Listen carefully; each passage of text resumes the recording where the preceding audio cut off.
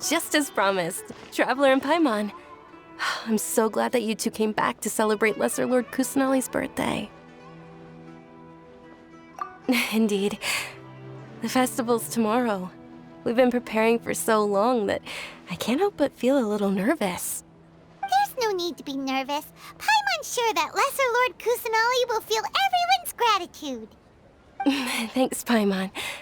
I hope that everyone who comes to the festival will also have a good time. Speaking of which, did you manage to make your way to Port Ormos? Discover anything over there? Of course we went. A lot of things happened there. I see. Sounds like you two had another exciting adventure. If there is another chance, I would love to join. My lady, if you went to Port Ormos in your current state, we'd both be in for a lifetime of trouble. Dehya! You were eavesdropping! It's called covert protection. Keeping an ear out for what's going on around my employer is part of the job. It's all right, Dehya. I merely said I would like to go. I know better than to think my body could handle it. The festival's tomorrow. I've been doing nothing but causing trouble for you. So Dehya, please take some time to relax. I'll be fine. Even when you put it that way, it still doesn't feel right. Don't worry, my guardian knight. Okay, fine, but only tonight. Tomorrow's a big day, and many no-good scumbags are gonna try to take advantage of that. Oh, you two must be exhausted from your long journey back to the city. My apologies for not realizing this sooner. I've already prepared a room for you to rest. Please follow me. Whoa, you're so thoughtful. Paimon's so ready.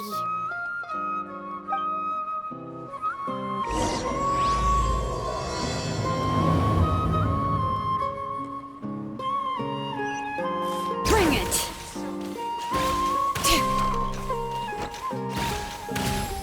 Rise with the sun!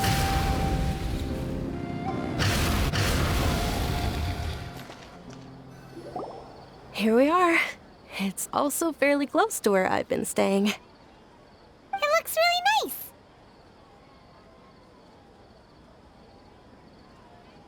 nice. Not at all. Just tell me more about your adventures when you next get the chance. That's Paimon's specialty. Paimon can tell you stories next time. Oh, if you don't mind, how about we all walk around together tomorrow? All of my friends will be working the festival, and Dehya is still insisting on her covert protection. Yeah. It'll be pretty hard to relax and enjoy the festival if Dehya's constantly hovering over you, right? Then let's meet at the nearby bazaar first thing tomorrow morning. Have a great night. It's a deal. Good night, Dunyazad. I may be too excited to fall asleep tonight. See you tomorrow. Paimon's starting to really look forward to the Sabzeruz Festival, too. Will there be lots of yummy food? Oh, no. Thinking about food is just gonna keep Paimon up all night. The earlier we sleep, the better. Let's go inside, Traveler.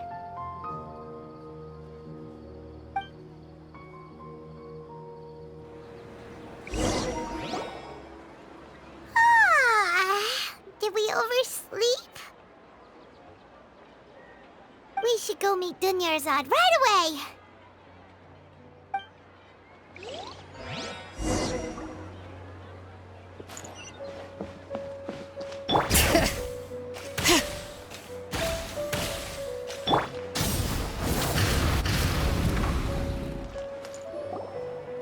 Traveler, Paimon, I've been waiting for you two. Good morning, Dunyazad. We must have overslept a little bit. Not at all. I arrived early. Today is finally here. I must cherish every moment as if it were gold. You've worked so hard for this day. You gotta enjoy it to the fullest. You know it. It's just that, as expected, I had some trouble falling asleep last night. I'm hoping my body won't be too much of an issue today. Well, shall we? Let's start with the stalls over there. Many vendors came out of the blue to support the event, and they insisted on covering costs themselves. Let's go give them some business. They paid for everything out of pocket? Oh, sounds like they're not in this just for the Mora. They all said that contributing to a lively festival atmosphere is more important than money. Especially since we don't often get to celebrate Lesser Lord Kusanali's birthday. Ooh, they're selling food over that way! Let's go take a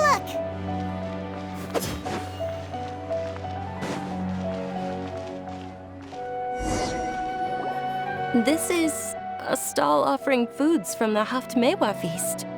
Oh, you could tell straight away. I thought most people nowadays wouldn't know. Mushrooms, flowers, and all kind of fruit? It's all vegetarian stuff. Oh, Paimon's a little disappointed. So, what's the Haftmewa feast you mentioned just now? It's another Sabzeruz Festival tradition. People used to set their tables with 7 different foods. Generally speaking, the most common selections were foods like Ruka mushrooms, Nilou pala lotuses, Sumeru roses, sunsettias, kapalatas, hara fruits, and zaytun peaches. So, the Sabzeruz Festival is a vegetarian holiday? You don't have to be a vegetarian to enjoy the spread. We just use the 7 foods to symbolize the 7 virtues of the Dendro Archon. Wait, but if that's the case, if Sumeru uses vegetarian food to represent the Dendro Archon, then wouldn't the Pyro Archon's festival be full of food like roasted fowl, juicy meatballs, grilled steak? Oh, Traveler, we have to go to Natlan as soon as possible! I hope your wish comes true one day, Paimon. Thanks! Alright, how about we also check out some of these other stalls?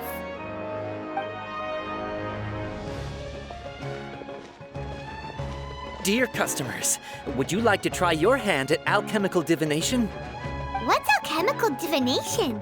Those two things sound like they'd be fun to try together. Right? I thought the same when I first heard about it. It is said to be a mysterious craft invented by none other than Lesser Lord Kusanali herself. So, how does it work? It's quite simple. After you give me any 2 alchemical reagents, I'll use them to perform a random transmutation. Sure sounds random. So random that it will probably fail. That is precisely what we need. After the transmutation fails, your one and only diviner here will interpret the remnants. Well, according to Lesser Lord Kusanali, everything is interconnected, and all that occurs can be traced back to fate. You could say this is a pearl of old wisdom. Why does everything sound so much more credible when Dunyazad says it? Are you guys working together? So that's the true wisdom behind it. This young lady sure knows her stuff. So, how about it? Want to give it a try?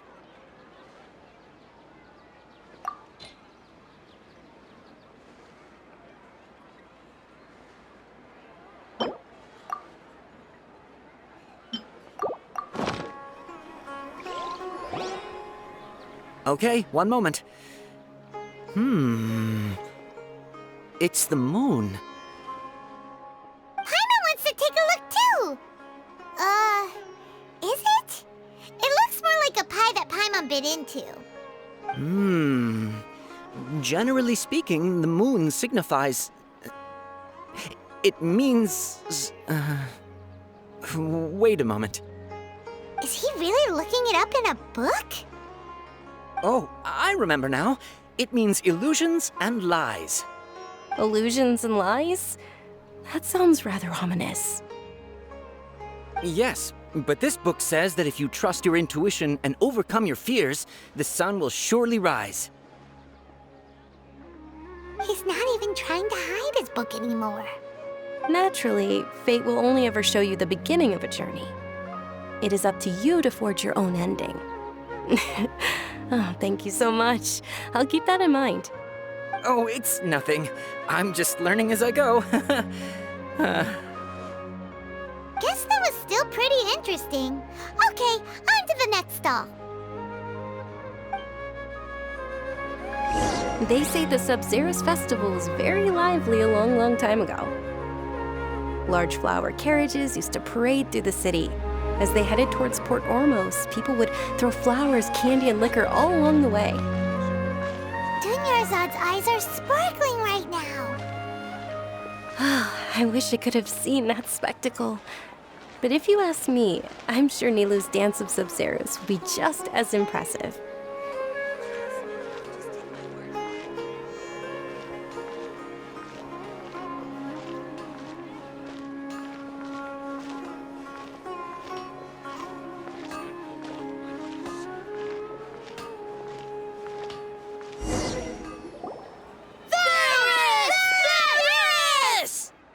Attention! Soldiers, fall into formation if you want any Yalda candies. It's a weird guy with a weird hat. Hey, it's Dunyazad! Wow! Miss Dunyazad, the children love you even more than the Yalda candies. In the few short days it took to prepare for the Sabzeruz Festival, the children have all grown very fond of you. The Hallowed Night of Flowers. It's an honor that you know my name. Attention! In the name of Farris, the Knight of Flowers, I commend you on your contributions to the glorious Sabzeruz Festival. All right, little soldiers. Take your Yalda candies and don't forget your loyalty to Lesser Lord Kusanali. Dismissed! Yes, Knight Farris! Just what is going on here? Farris, the Night of Flowers, is another Sabzeruz Festival icon, and one immensely popular with children. In the past, the actor portraying Farris would also sit on a flower carriage. It's all thanks to Miss Dunyazad's sponsorship that the children can make such wonderful memories today. As are we to you, Vihar. Oh, not at all. Oh, speaking of tradition, do you want some Yalda candies? They're a festival staple, and I happen to have some boxes readied here. Take a look and pick whichever one you want. Whichever one. Don't these boxes all look the same? That is the fun part. Each box contains a random flavor. It's up to the luck of the draw. Flavors include lavender melon, hara fruit, sunsetia. Ooh, those all sound pretty good. And there's also lizard tail and oni kabuto. Huh? What's up with those two flavors? Oni Kabuto is a little spicier than Lizard Tail. Dunyazad, you tried them before? Traveler, help Paimon pick one. Paimon wants the Sunsetia flavor. It's all right. Paimon believes in you. I also believe in your intuition. Great! These boxes of candy are numbered 1 to 5 from left to right. Which one do you want?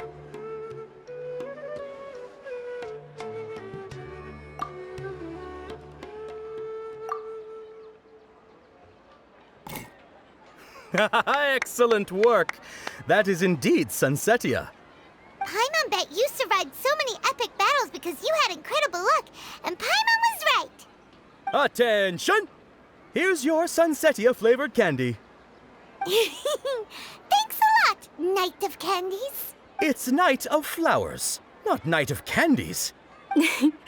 Paimon really wilted the carriageless Night of Flowers. They all basically sound the same. We got our candy, so let's keep going. Oh, actually, I just remembered that I left something behind. Since you're here, can you come with me to get it? Dunyazad, you probably forgot because you're so excited about the Sabzeruz Festival. How embarrassing.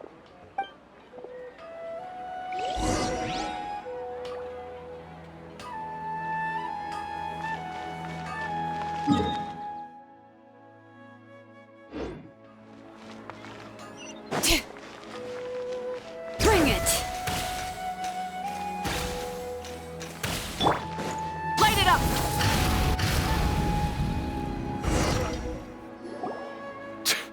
We're too late. Who knew the little lady was such an early riser? I know, right?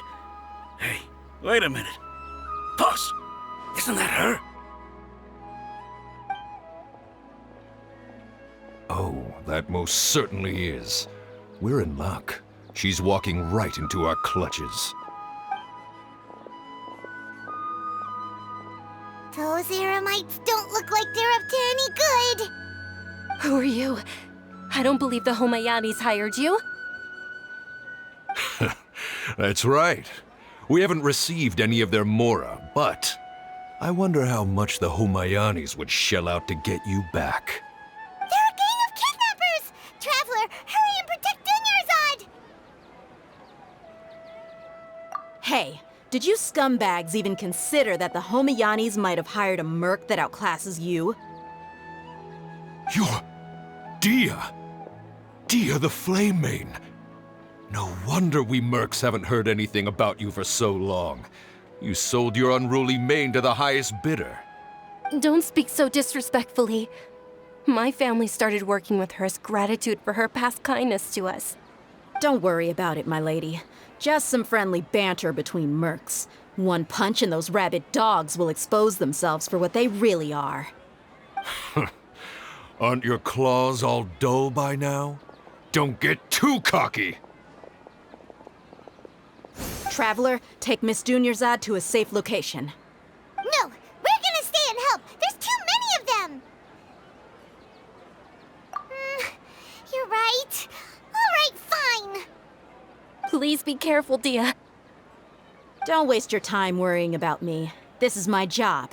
Look out for yourself. After I've wiped the floor with them, I'll go find you all.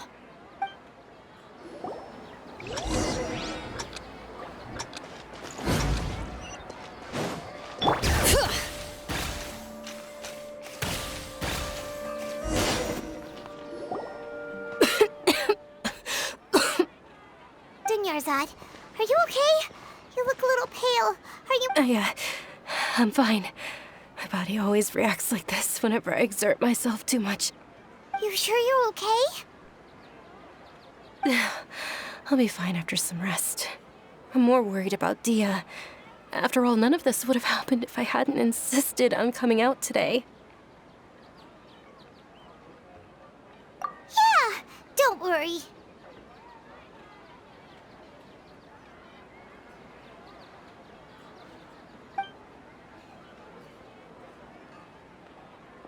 My lady, traveler, found ya.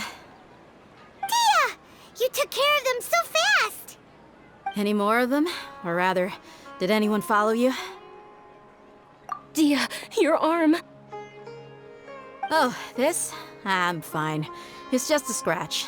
Normally, they wouldn't have been able to land a hit on me at all, but I'm still getting used to this new greatsword. Please, let me take a closer look. Come on, it's nothing. Us mercs aren't as fragile as you think. Hold on, you said something about a new greatsword. What happened to the one you were using before? About that. Well, I sold it, because I was low on mora. Stuff like this happens every now and then. It can't be. The anonymous donation that was used for the venue's final round of preparations?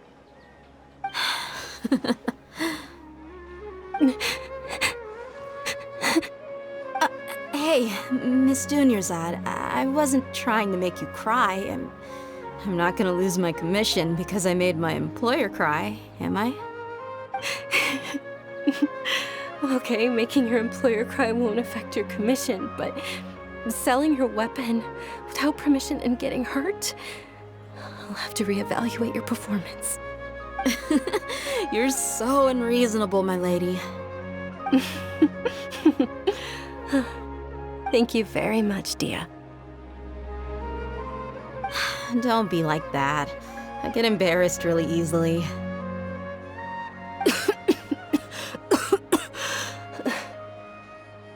Are you feeling unwell again, Dunyazad? My lady, your condition. Traveler, can you take her somewhere to rest? I'll look around the area to make sure we're safe from an ambush. Truly, I'm sorry for the trouble, everyone.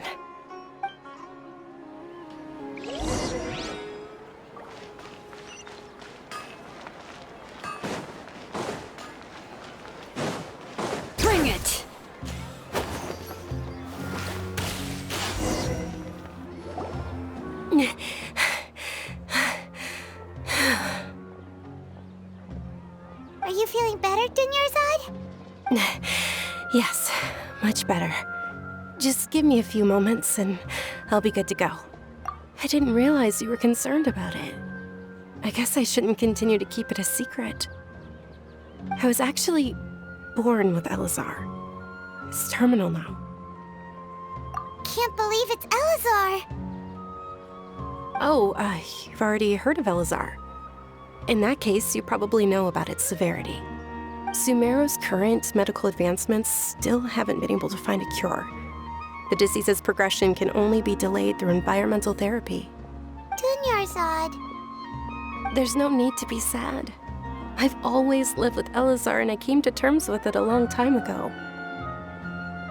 Compared to the simple fact that I'm afflicted with this, its effects on my life have been much more painful. I know that my family loves me dearly. They've done all they can to provide the best environment for me so that I can live for that much longer.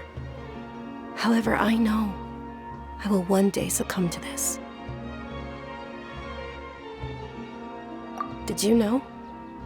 Before I ran away from home this time, the world outside of my home didn't even know that I existed. Since I was a child, all I could do was sit on my bed and stare at everything outside of my window. I'm sure my family's worried and disappointed in me for running away, but I just didn't want to have any regrets. I wanted to meet other people. To me, there's nothing more beautiful than being able to meet and speak with others. Not to mention the incredible time spent preparing for the festival. The joy on everyone's faces here, and all the support I've received from friends like Dehya. This way, when my final day does arrive, it will be less sorrowful. At the very least, many people will remember that I once existed in this world, right? As long as you don't forget Paimon, Paimon also won't forget about you.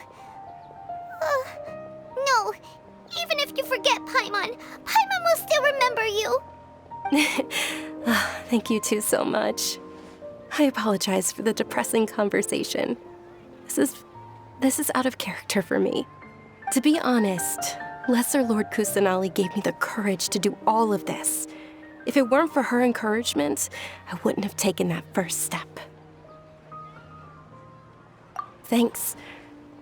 There will always be frustrations in life, but I know that the point of living is not to leave behind any regrets. Oh, right. Isn't it almost time? Huh? Almost time for what? Isn't the dance of Sabzeruz about to begin? It's the part of the festival that I've been looking forward to the most. Nilou will recreate that legendary scene with her most splendid dancing. And the Sabzeruz Festival will conclude amid everyone's applause and blessings. And with that, my wish will also... Then what are we waiting for? Let's go to the stage!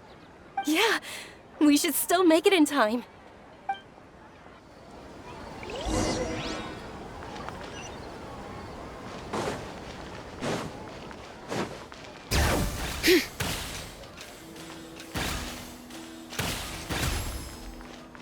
Burn it down!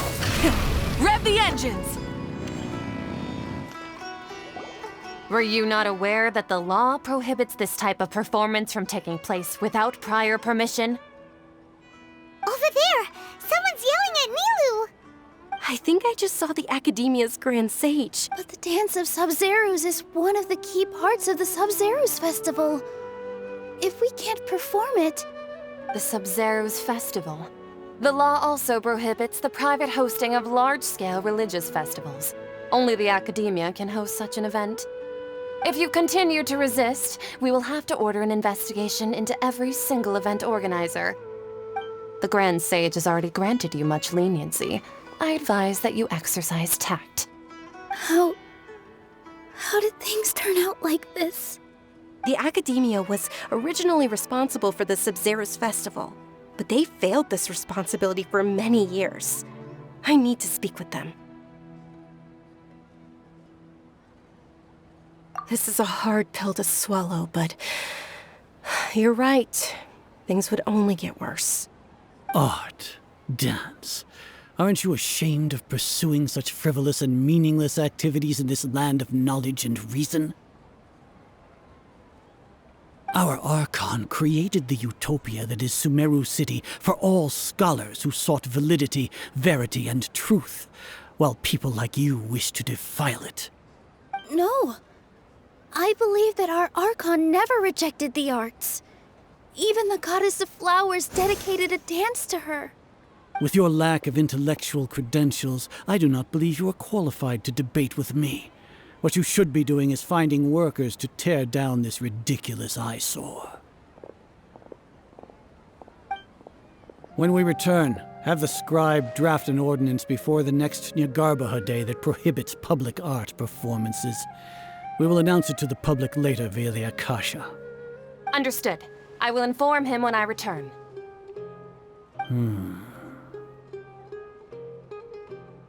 The Sabzeruz Festival. Go celebrate the birth of that god to your heart's content. Nilou, are you okay? Oh, Dunyazad. You all saw that just now? The Grand Sage ordered us to stop the performance.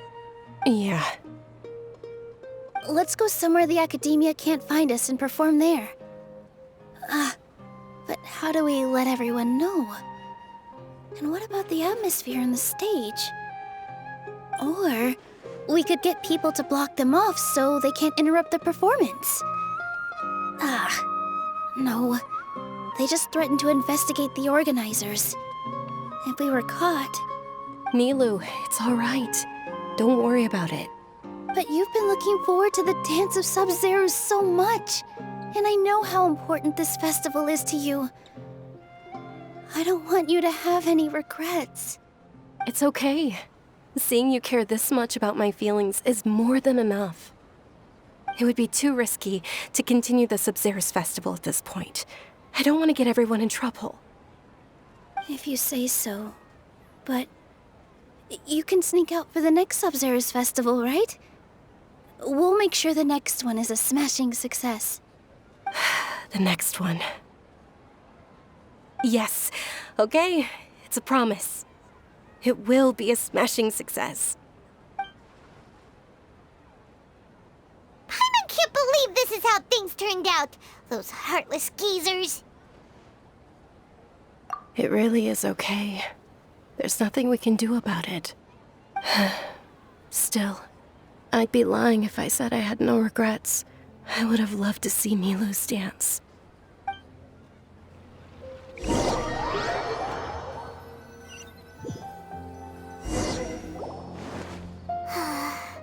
A lot happened today. It's a shame the festival ended the way it did. Nilou and Dunyazad promised to make the next Subzeruz Festival a success, but Dunyazad is running out of time.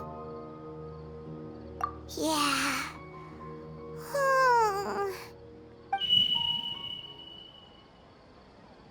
All connections have been secured to construct the most stable framework possible. The project has entered its most critical phase. Power has begun to flow from...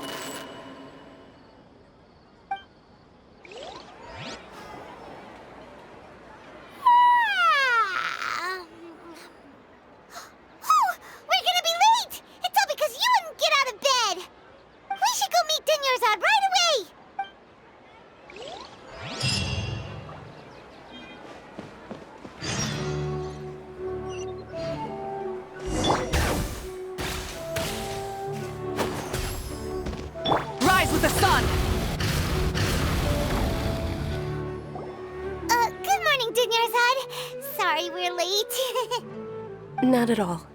I arrived early. You seem kinda tired. Did you not get enough sleep? I'm doing well. There's no need to worry. Shall we go? Let's start with the stalls over there. Sure! Traveler? Why are you just standing there? Let's get going!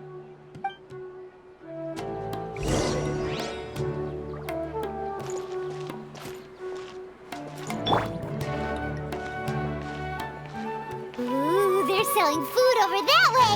Let's go take a look!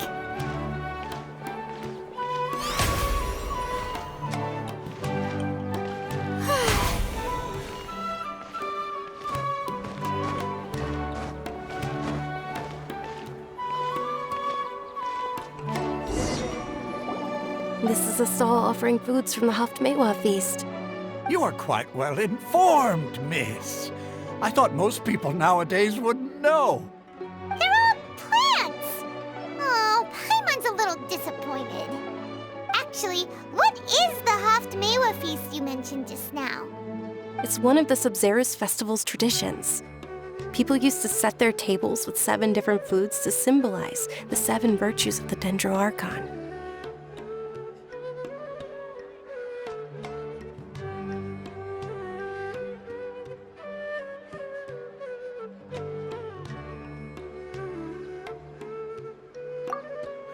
Remnants appear to be in the form of the moon.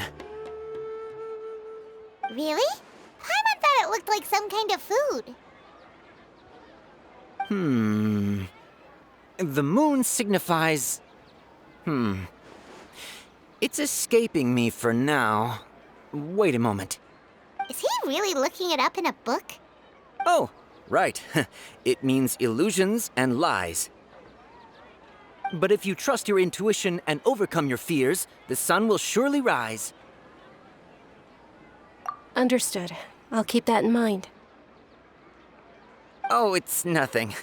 I'm just learning as I go. Guess that was still pretty interesting. Okay, on to the next stall. So, where to next?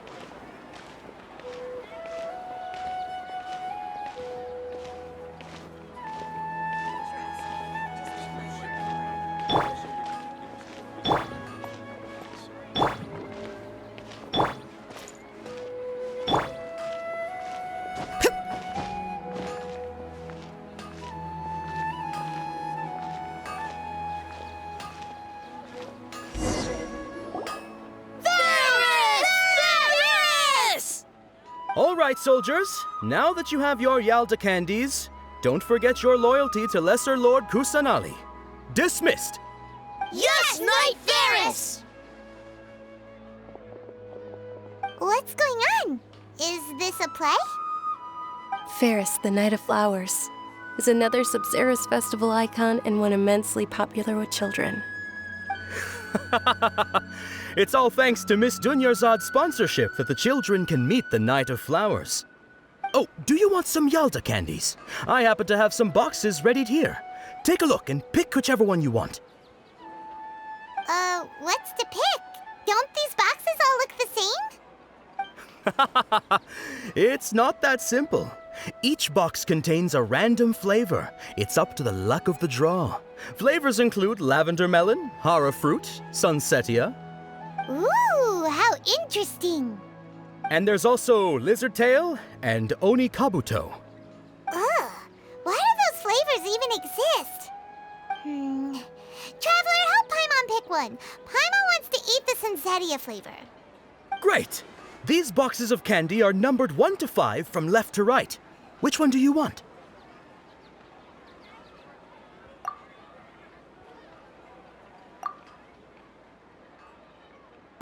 Ah, excellently chosen. Number 4 is indeed sunsetia. Paimon bet you had incredible luck, and Paimon was right. Huh? Are you saying that you instinctively chose the right box? But now that you mention it, Paimon also had the feeling you'd choose the right one. Is that kinda like what you felt? Maybe we didn't sleep very well last night. Or maybe we slept too much.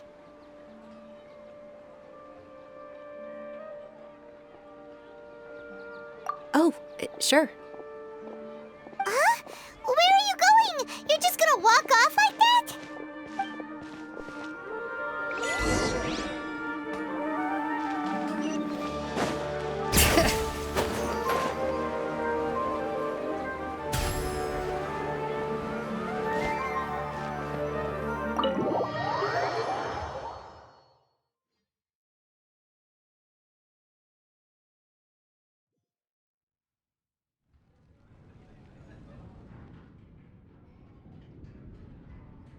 Oh, Paimon knows what that is. It's when you feel like you've already experienced whatever is going on. In that case, Paimon also felt something like that today. But that's just our brains playing tricks on us, isn't it? So why'd you run here in such a hurry? So that's it. You're intentionally doing things you usually wouldn't and seeing if you still get that same feeling of deja vu. Welcome, you two. Are you here for lunch? What would you like to eat? Got it. You don't look like you're from these parts, but I gotta say, you've got good taste. I'll give this order to the kitchen. Charcoal-baked Angelina cake? Isn't it that burned thing that didn't look tasty at all? Oh, Paimon understands what you're trying to do now. You'd never normally order something like this.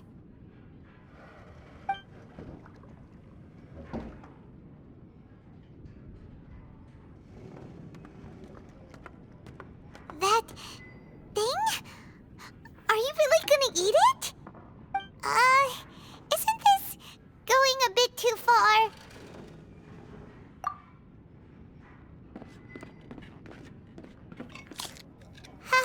How was it? The look on your face is telling Paimon that it tasted awful. Then, you mean... That's impossible! We were just talking about how gross it looked! So, would this be a case of taste bud deja vu? Paimon also gets the impression that we've been here many times, even though we aren't regulars. How about we go out again and try something else?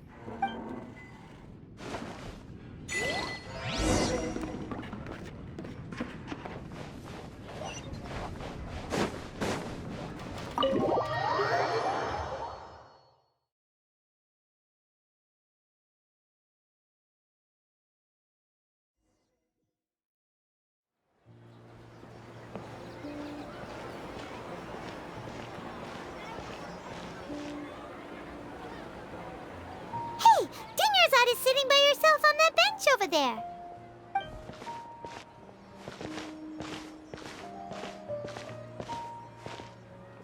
What a coincidence, Dunyazad.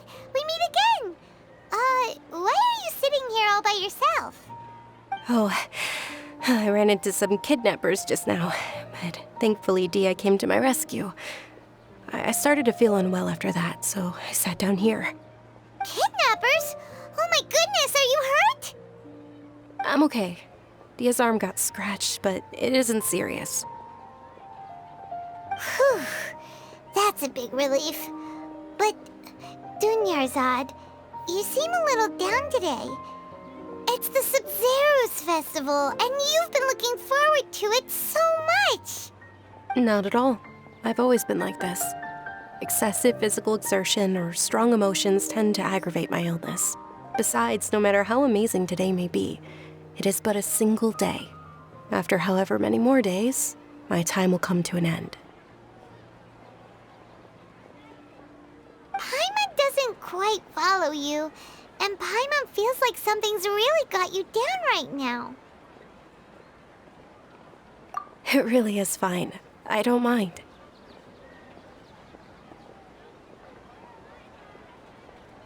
Huh? Did something happen? Dunyazad, have you ever felt deja vu? You know, like when you've already experienced something that's happening right now? Deja vu? No. But my days have been the same for years now. Even if I were feeling deja vu, I suppose I would already be used to it. Oh, Paimon sees. Then, is it only the two of us? It's almost time. Huh? Time for what? Nilou's Dance of Subzeruz is about to begin. Let's go.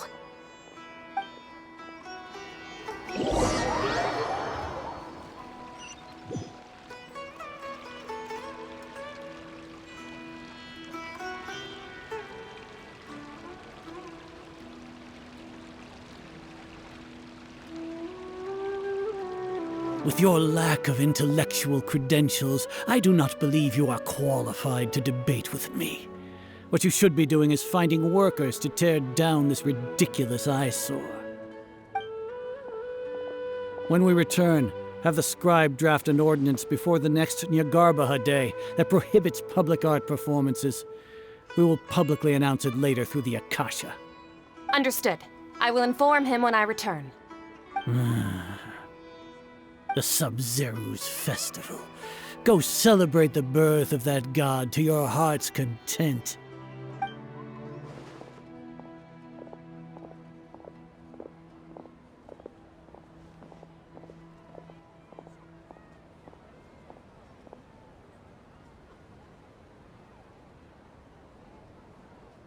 Nilou, are you okay? Oh, Dunyazad. The Grand Sage ordered us to stop the performance. It's okay. There's nothing we can do about it. But you've been really looking forward to this. I don't want you to have any regrets. It truly is unfortunate, but I don't want to cause trouble for anyone. Didn't the Grand Sage say that he might investigate the organizers? True, but... well, okay. I'll just have to try again next year. The next festival. I probably won't be around by then. Wait, what did you just say? No, nothing. I'll be heading back to rest. Thank you for your help, everyone. Paimon can't believe what those heartless geezers did!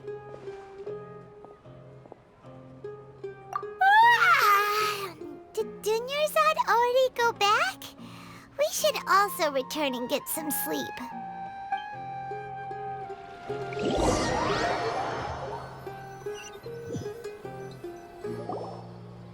So, in the end, you still couldn't figure out what that deja vu feeling was all about? Maybe it really was because of exhaustion. Same here. That's why Paimon stopped thinking about it halfway through the day. Then, how about we settle in and get a good night's sleep? For now, we can chalk things up to exhaustion. We can do more thinking tomorrow. Observing a modest drop in the output of jnana energy, but values still remain within normal parameters. Continue to monitor the variances in the data and find the cause as soon as possible.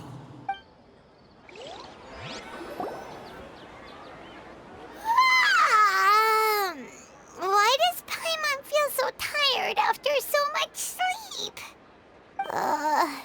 Anyway, we should go meet Dunyazad right away.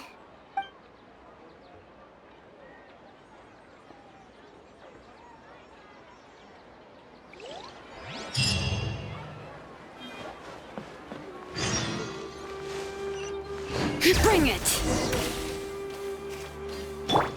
Light it up! Good morning, Dunyazad. Sorry to keep you waiting. Not at all. I arrived early. Huh? Paimon thinks you sound kinda tired. Did you not get enough sleep? I'm doing well. There's no need to worry. Shall we go? Let's start with the stalls over there. Great idea! Let's get going! Traveler?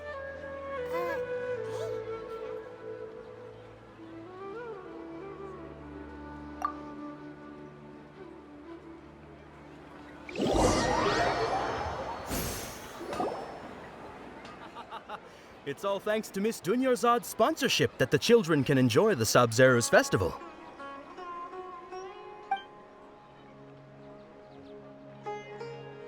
Oh, are you interested in Yalda candies? I have some boxes of candy here. Pick whichever one you want. Not much of a choice. All these boxes look the same. It's not that simple. Each box contains a random flavor. It's up to the luck of the draw. Flavors include lavender melon, hara fruit, sunsetia. They all sound pretty tasty. And there's also lizard tail and oni kabuto. Huh?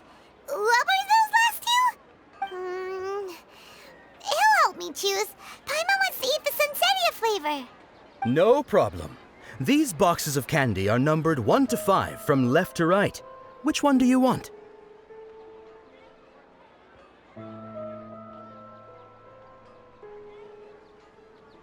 Oh, I like your confidence. No hesitation at all. Oh, congratulations! Number 4 is indeed Sunsetia.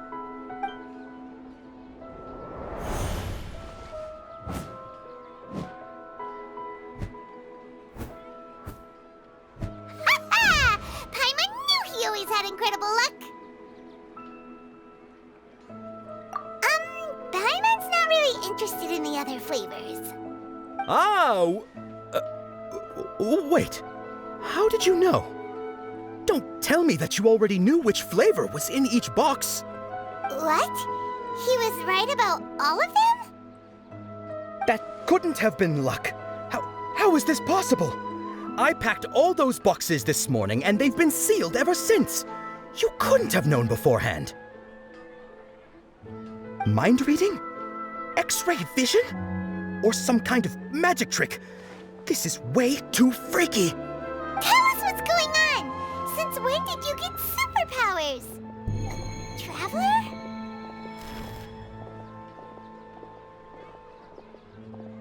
Hey, where are you going?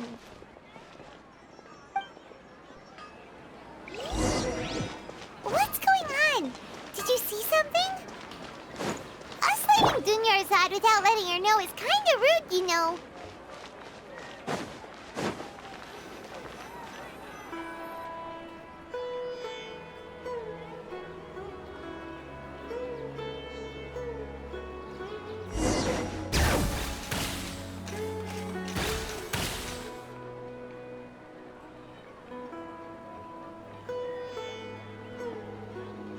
Burn it down!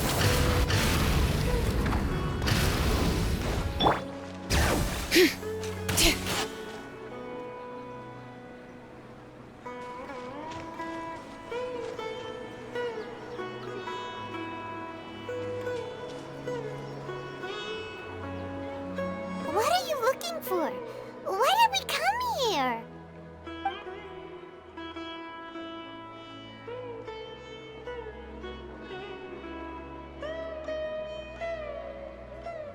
Traveler?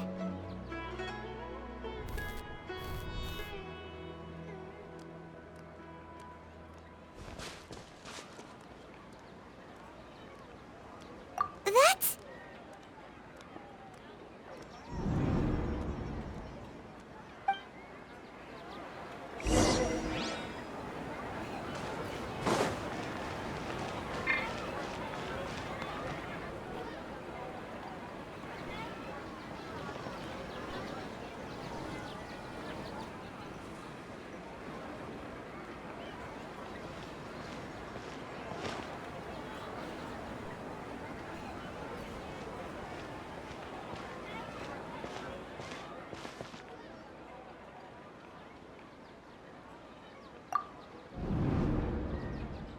Look!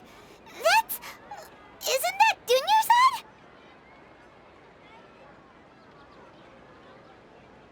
What's happening here? Why are there 2 Dunyazads? You already know that this isn't your first Sabzeruz Festival, don't you? I'm sure you already know how to use this. A knowledge capsule? Where did you get it? What's inside? You should use it too, Paimon. You know Paimon? Well, this seems kinda sketchy, but Paimon feels like this is what we should do.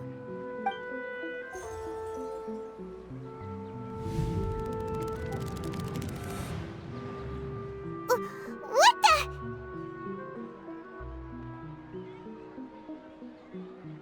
This is our 20th time at the Sabzeruz Festival? Huh? No. The 30th? 40th? Just how many times have we been to the Sabzeruz Festival? Have we been trapped in a single day? If it weren't for you, we wouldn't have even realized. What the heck was inside that knowledge capsule? Your memories are still scrambled? Try your best to remember. This isn't the first time we've met, and I answered that question a long time ago. Let Paimon think. Oh, it's coming back. Meeting you was the real catalyst for restoring our memories, and the knowledge capsule was just your means of showing our minds the way. What about everyone else? Why are you only helping the two of us? Your sense of deja vu is stronger than everyone else's, yes? As for an explanation, you two received the blessing of Dendro, and you also have special, sensitive constitutions. It was as if a single sheet of paper was separating those memories from your consciousness. A familiar question. I think this is the 7th time you asked that. As you can see, she isn't doing well. You probably sensed it too. The Dunyazad you were just with is different from the first Dunyazad you met. That first Dunyazad is in front of you right now, and she doesn't have a lot of time left.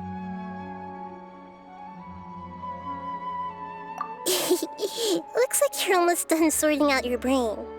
Oh yeah, I'm Nahida. Good, you passed the test. What's happening? You can awaken our memories, and you seem like you know what's going on. Oh, wait, please don't tell Paimon even you don't know. Everything in this world runs in a loop. This cycle is called a samsara. You, me, and everyone else are all stuck inside a one-day samsara. As for the truth, that's on you to find out. If you were told the truth instead of discovering it yourselves, it would literally blow your minds. I don't know how you'd be after that. I can only give you surface-level help, like bits of information and subtle hints. For the rest of the time, I'll be doing all I can to slow down Dunyazad's illness. She looks like she isn't doing well at all. Her illness gets worse after each Sabzeruz Festival. If we can break out of this samsara, I might be able to save her. But as things are right now, she's just a small bird in the sky that's about to lose its last feathers. All I can do is raise a gale to delay her fall. You sure love to use weird analogies. Analogies are wonderful tools. They let you use existing knowledge to understand unfamiliar things.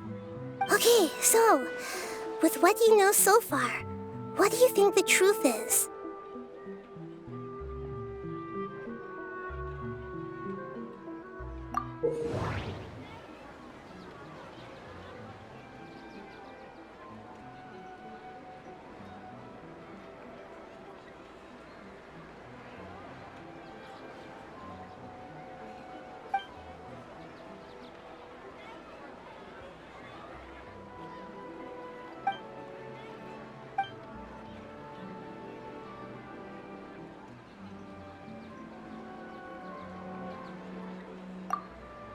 We've already experienced the Sabzeruz Festival many times, and the day of the festival seems to be in a perpetual samsara. The Grand Sage said, "Go celebrate the birth of that god to your heart's content." Did he mean something more?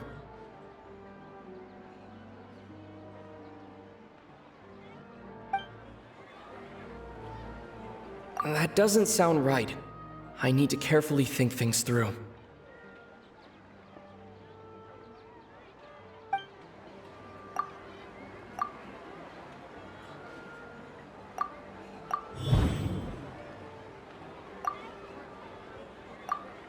The moon, illusions, and lies.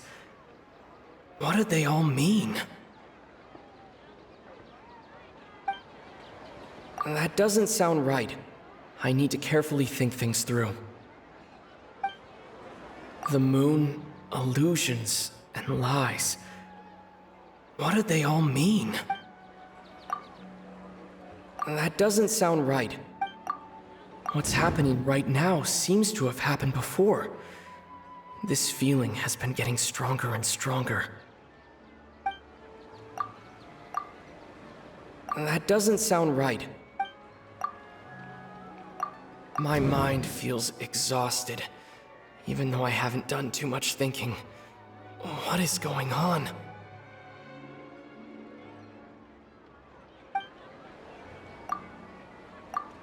That doesn't sound right. I need to carefully think things through.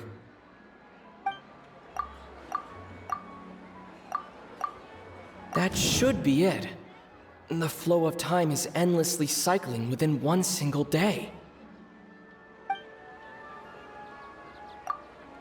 A time loop. You've given similarly wrong answers in the past. A pity. Still the wrong answer? Paimon thought that made a lot of sense. It feels like time's just repeating itself. A simple time loop can't explain some of the phenomena. You two are still missing a lot of information. Unfortunately, I can't give you any more hints.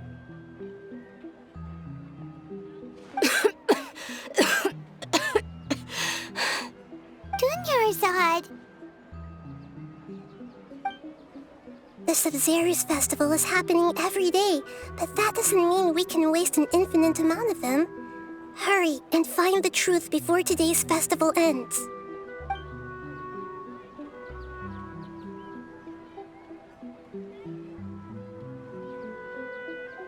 Let's think about our current situation. To save Dunyazad, we have to escape the samsara of the Sabzeruz Festival. And to do that, we need to figure out what's happening. The truth. Nahida rejected the idea of a time loop, so we must have missed something, right? Paimon's memories say that we've already done this many times, but let's go talk to people again. It's more productive than sitting here and scratching our heads.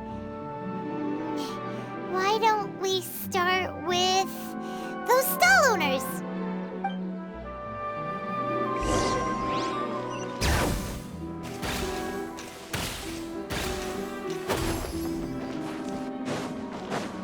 Rise with the sun! Rev the engines!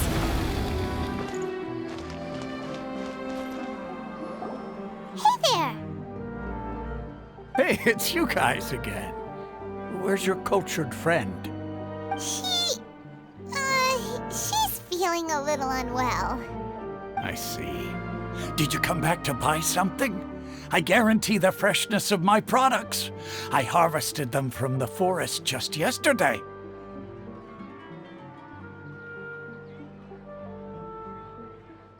Huh? What brought this about? I hurried back from the forest yesterday, and I'm selling produce here today. I haven't felt anything strange. To put it another way, if you really think about it, was yesterday truly yesterday? Did you actually come back from the forest yesterday? What kind of philosophical nonsense is this? Are you two daydreaming? Didn't you know that no one dreams in Sumeru? Go somewhere else if you want to find someone to daydream with.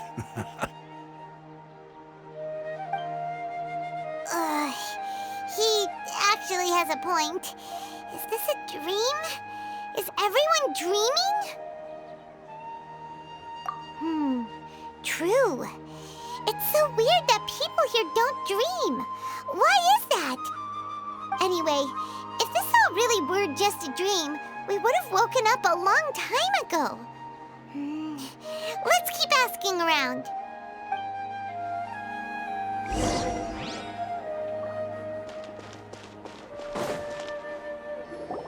Oh, it's you two. Was my divination so accurate that you felt compelled to compliment me in person?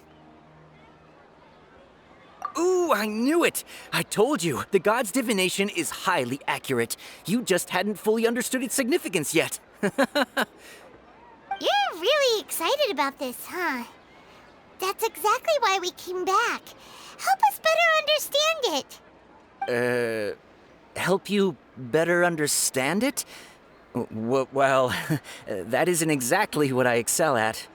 So, you're admitting that you don't have a clue? Anyway, what kind of situation did you get into? Huh? Hold on a second. I thought you guys just lost your wallet or fell for a scam. What you just said, are you serious?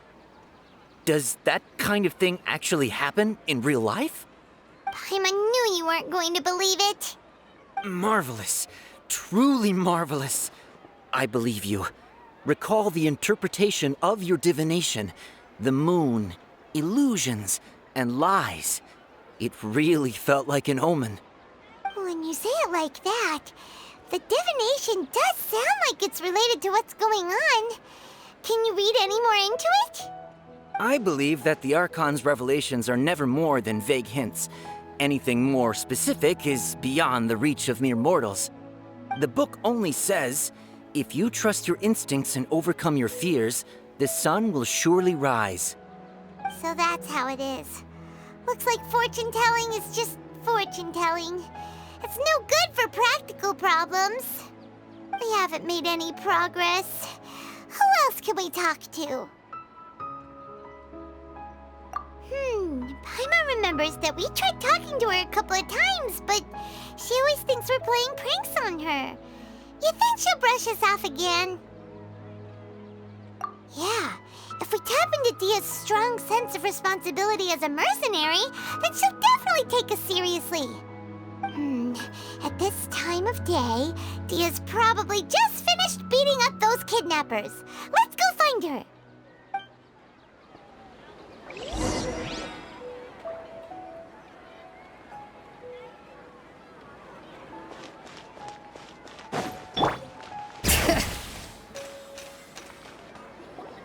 I'm fine, my lady. It's just a scratch. Perfect timing. Both of you are here. Paimon, traveler, you came at just the right time. Listen, there was a dangerous Huh? You saw? Then why didn't you jump in earlier? If someone was protecting Miss Dunyazad, I could have went all out. Anyway, can you do something for me? You want the traveler to take Dunyazad somewhere to rest up while you check to see if there's still any kidnappers around. Did Paimon get that right? How did you know what I was going to say? We need to say something convincing.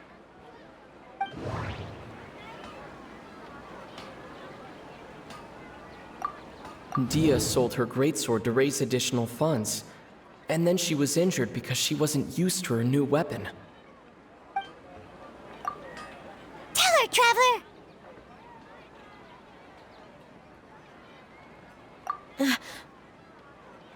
I didn't tell anyone about that. Including Miss Dunyazad. You couldn't have known. And just now, you literally took the words right out of my mouth. What's going on? All right, so this is the situation.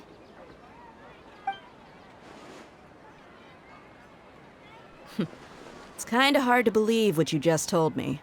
First, let me make something clear.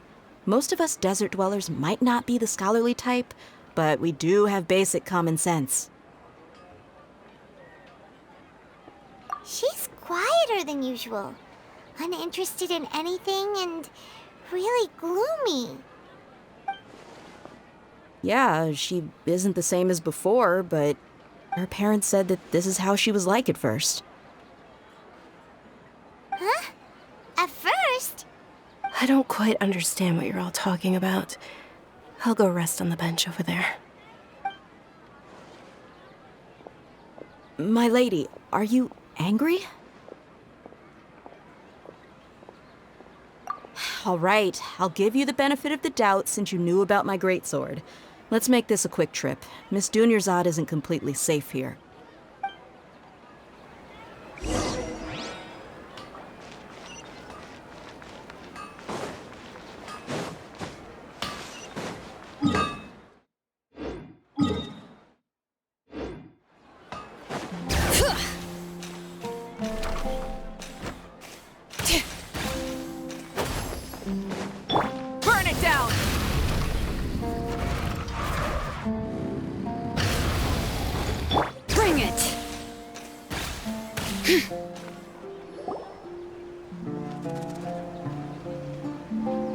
Nahida, we brought a friend.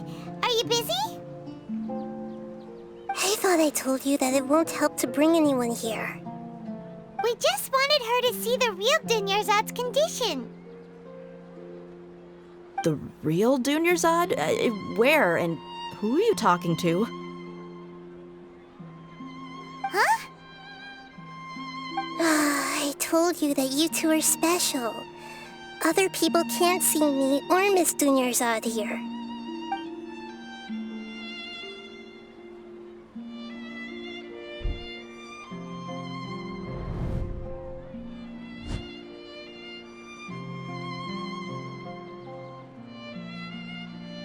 Hold on. Over there.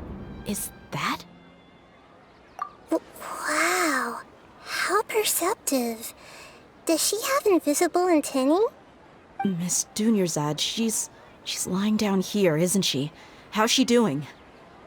Her condition's really bad, and she's basically in a coma. How did you know she was here? I can sense her aura. There are also lingering feelings of something like regret or disappointment. What happened? Do you believe us now? The Sabzeruz Festival has been repeating itself. So, you think the sages are behind this? Yeah, they've always been against us. Wouldn't surprise me if they're using the Akasha to intentionally repeat the Sabzeruz Festival as a sick joke. You have a point. Aside from the Dendro Archon, the Academia's sages are the only ones in Sumeru who could pull off something like this. Maybe there's more to the Akasha than we know. Right! Didn't you awaken our memories using something that looked like a knowledge capsule? That means you must know something about the Akasha! The Akasha relies on the power of a gnosis to operate, as it is the manifestation of the God of Wisdom's power. It compiles the wisdom of the entire populace, and it grants knowledge to the people. A gnosis could do that? No wonder the Akasha is so magical. It's being powered by the gnosis of Sumeru's Archon. So, this Nahida you mentioned, what did she say? She said, and Paimon quotes, "The Akasha relies on the power of a gnosis to operate, as it is the manifestation of the God of Wisdom's power. It compiles the wisdom of the entire populace, and it grants knowledge to the people." Compiles the wisdom of the entire populace and grants knowledge to the people. Wait. I get the grants knowledge part. That's what people have always used the Akasha for. But compiling the entire populace's wisdom? How does that work? Did she mean that the sages enter new knowledge into the Akasha? Oh, yeah. That sounds about right. What do you think?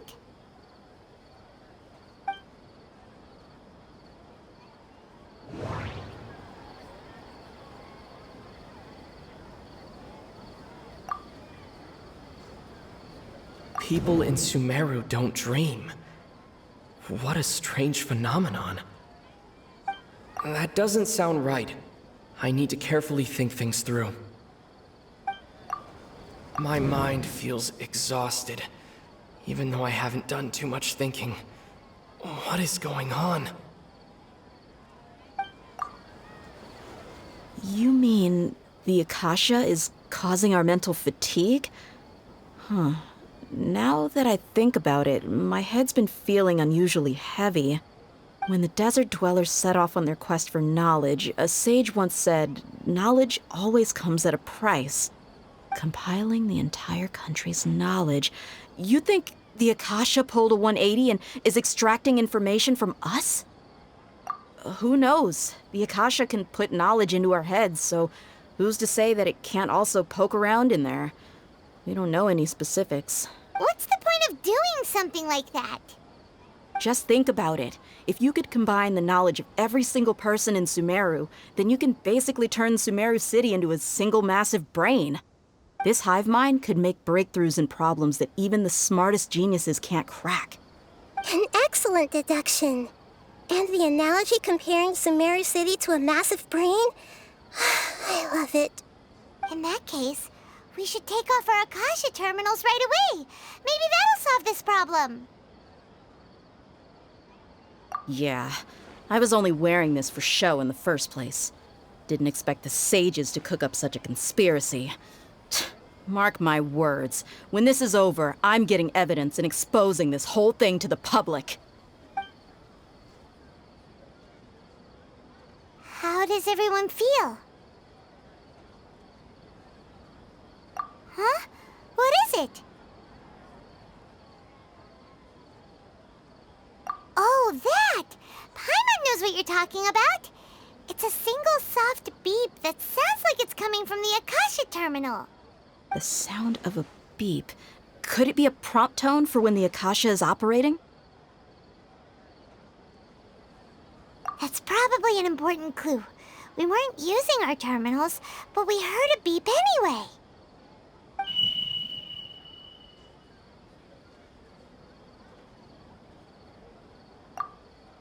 Traveler, did you hear that?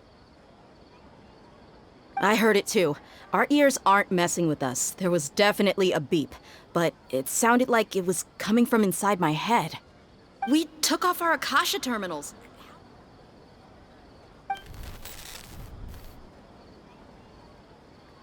Phase runtime has exceeded its expected length. At this rate, there may be casualties. But we cannot lose all of our progress.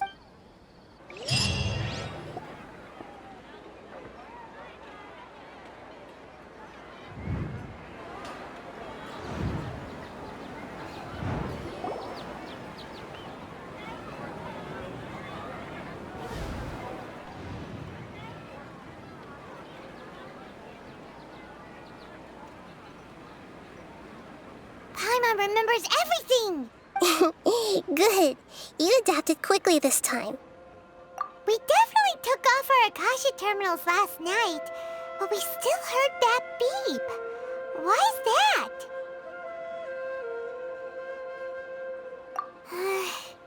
But now we can at least confirm one thing. The Akasha definitely has something to do with whatever's trapping us in this cycle. Oh, Paimon doesn't get it.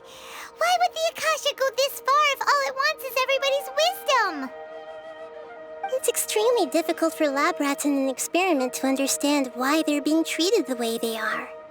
If we're lab rats, then what are you? Nahida, you've never told us anything about yourself. I guess I'm the moon. The moon? Wasn't that the result of our divination? Anyway, knowing who I am won't help you get closer to the truth, so you should focus on other things. Don't get distracted and miss any clues. Okay then. Dehya helped us a lot yesterday, so let's go find her. If Paimon's reading the time correctly, those kidnappers should be showing up soon.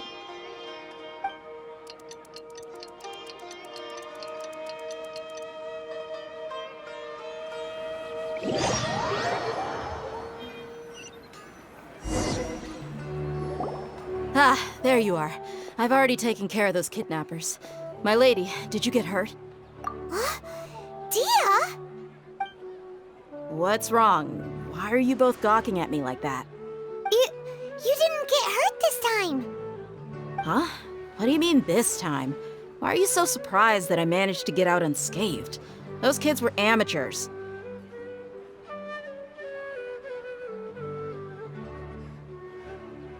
Shh! How did you know about my greatsword? I haven't told anyone about it. Please, don't tell Miss Dunyazad. So Dehya's lost her memories after all. Anything strange? You already know that I got a new greatsword.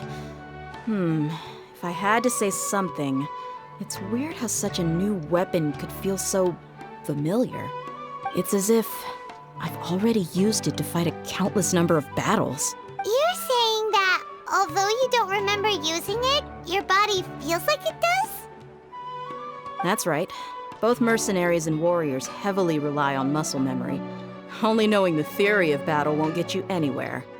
Traveler, what do you think? Yeah, Paimon's feeling really hopeful. Oh, you're right! Earlier in the samsara, something like this would have never happened. I have no clue what you two are talking about, but it's still dangerous here, so... So you want us to take Dunyazad somewhere else to rest while you check if there are still more kidnappers around, right? How did you know what I was gonna say? Can you read minds? Forget it. Go and do your thing.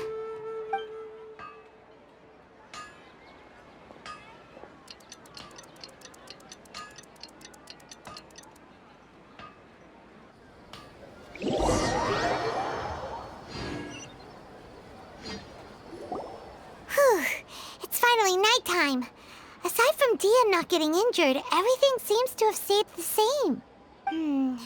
Listen, Nahida, we found out that Dehya got out just fine today, even though she got injured every other time she fought the kidnappers. Do you think the samsara has been broken? Have we saved Dunyazad? Really? Good job on all that progress. Get some good sleep tonight. Hey, what kind of an answer is that? Tomorrow will come. Everyone assumes this is common knowledge, but the only way you can know that for sure is if you experience tomorrow. How many todays has it been? Is it possible that today will be followed by yesterday? Does tomorrow truly exist as anything beyond a made-up concept? It's even possible that this entire world is a lie, and the history of the whole world has just been one endless Sabzeruz Festival. Okay, no more. Paimon's brain is already shut down. That's why it makes no sense to waste your energy thinking about things you will learn tomorrow. Get some good rest. You know, use the bathroom and flush your anxiety dookie away. Huh? Hold on, what did you just say? Did Paimon hear you correctly? Huh? People always say they feel a sense of relief after they take a duk-duk. That's why I suggested you could try that. Is that so strange? It's so strange and so against common sense that Paimon's at a loss for words. You were sounding kind of smart just a minute ago. Yeah, even though it's happy and lively at the Subzeruz Festival every day, it feels like it's been a long time since we've really gotten to relax. Continue the harvest. Compared to what we stand to achieve, these sacrifices are trivial.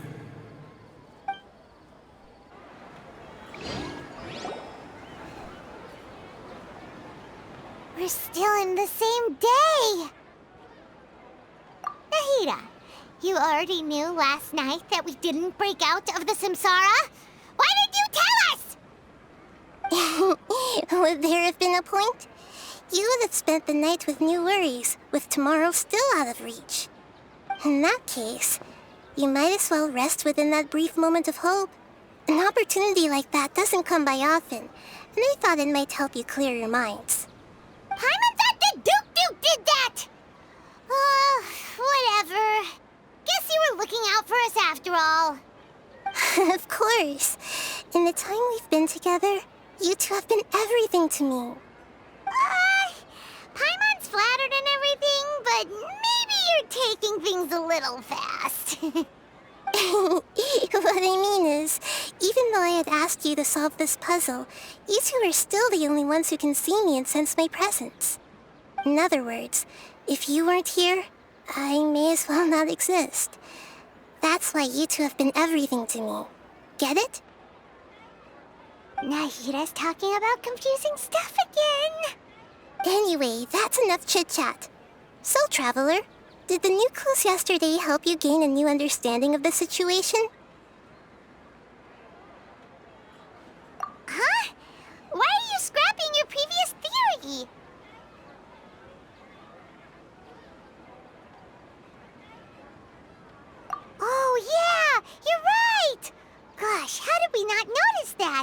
In a simple time loop, people's physical conditions should also reset. So, what's your new hypothesis?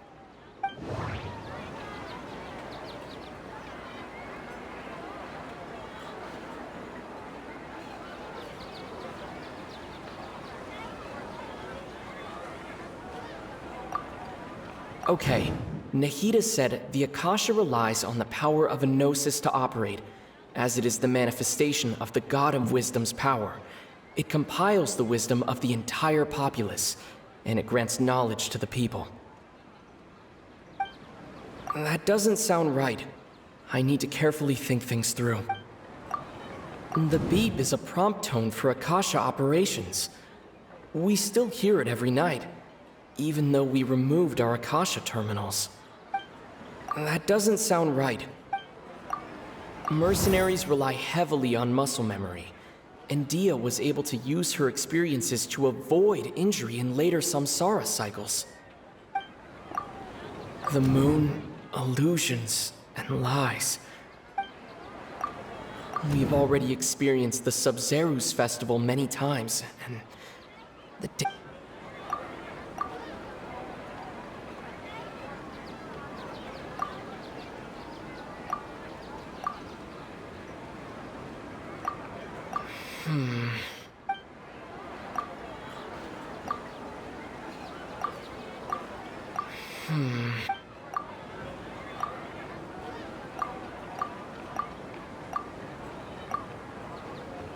That doesn't sound... If all our memories of a day are erased at the end of that day, then we would unwittingly relive the same day again and again.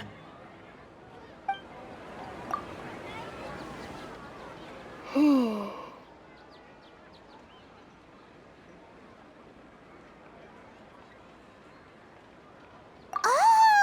Then the beep we hear every night could just be indicating the deletion of our memories.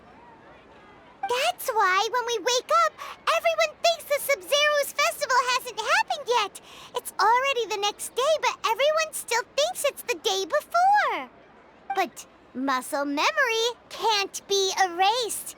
That's why Dehya has been getting better at using her greatsword. Now everything makes sense. A brilliant deduction. Nahida, tell us if we're right or wrong. To put it simply, it's as if you've mistaken a pyrocrystal fly for a firefly in the night. You lost sight of its true nature because you focused too much on your perception that it glows. That isn't simple at all! Why don't you go talk to Miss Dehya again? You might learn something new. Right! She did help us find our latest clue after all. Let's go!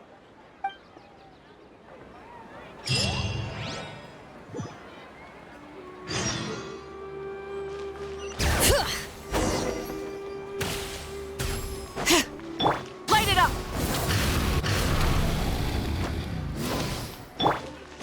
Bring it!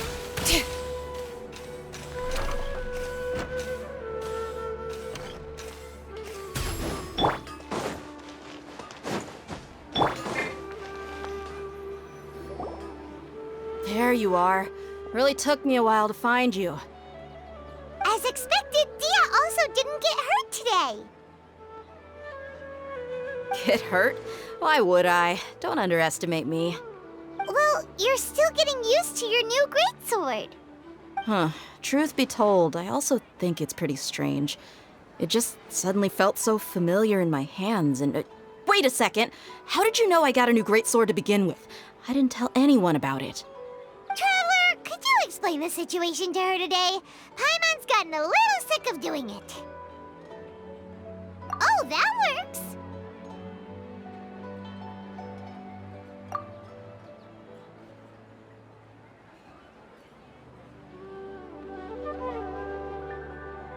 What happened to you guys while I was gone?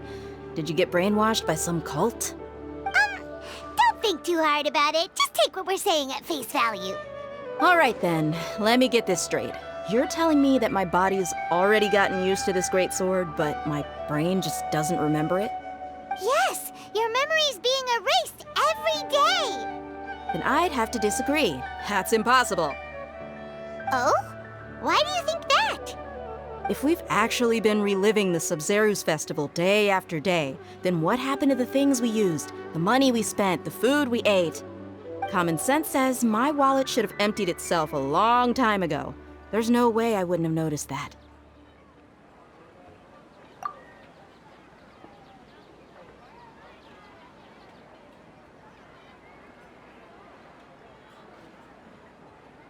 Right!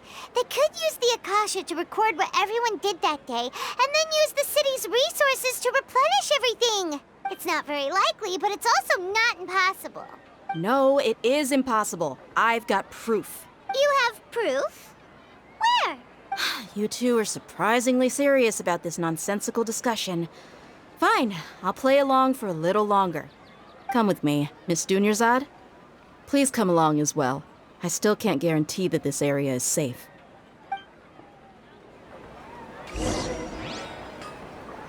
Paimon can't believe it's Dehya who wants to show us something this time. 2 days ago, we were the ones taking her to see Dunyazad.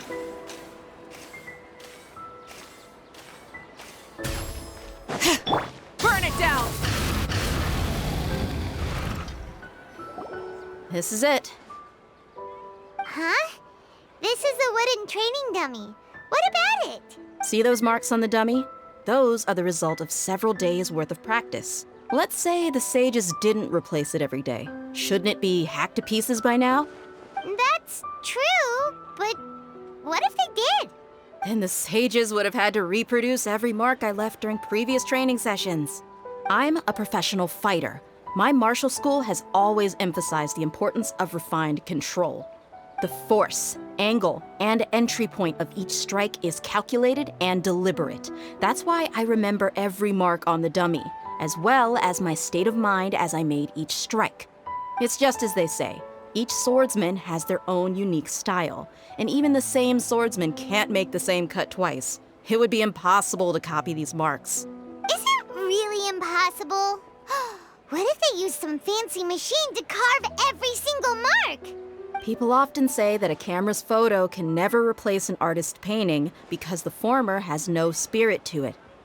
The same thing applies here. At a mere glance, I can differentiate carved marks from the results of combat training. Whew, I hope that cleared things up for you. Hey, is this that new brain-exercise game that's been super popular with the scholars lately? It's surprisingly fun. Anyway, it's getting late. I should escort Miss Dunyazad to Nilou's stage. See you later. Well, back to square one. Is our memory deletion theory also wrong? But at least we've reached some other conclusions in the meantime. Yep, that's true. So, can we think of any new ideas right now? Strange? Paimon feels like everything's been strange lately. Huh? Leaving the city? You're right! It's really strange how we never thought of such a simple solution! Many things should become clear if we can confirm the flow of time outside of the city. Paimon can't believe it! Did we miss this because we're tunnel visioning too hard on our other theories? Or because we're just too tired? How about we go back and ask Nahida? Maybe we've forgotten something about leaving the city.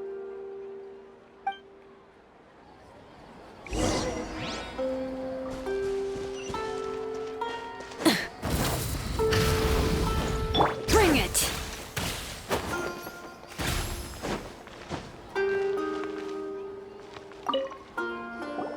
Nahida, we're back! You're back early today. Did you find something new? Sort of. We're mostly sure now that we're not in a time loop.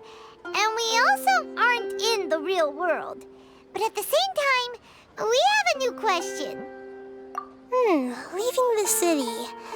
As far as I remember, you've mentioned your plans to do that twice before. We We did? But we don't remember anything. What happened after we talked about those plans? What did we say when we got back? Let me think. I don't think you ever actually told me what the outcome was. Oh, it's probably more accurate to say that both times you never came back the whole night. But you two sometimes stay out the entire night anyway, so at the time, I didn't think too much about it. It is true that sometimes we lose track of time during our investigations. Before we know it, it'll already be the next day. But still, neither of us remember anything about leaving town. Really? That's kinda strange. In theory, I should have already awakened all your memories. Yep, something here's definitely fishy. Let's get to the bottom of this tomorrow.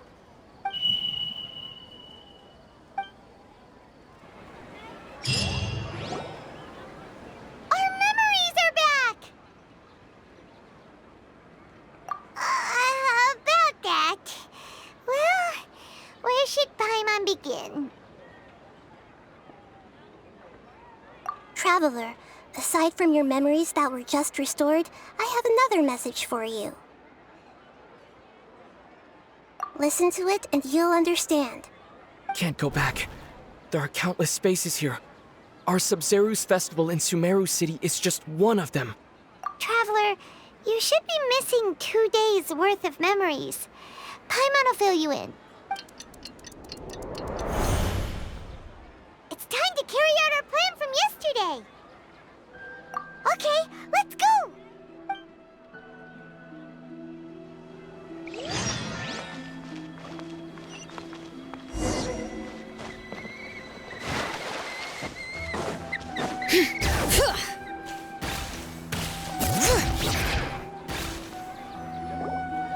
Why can't we leave the city?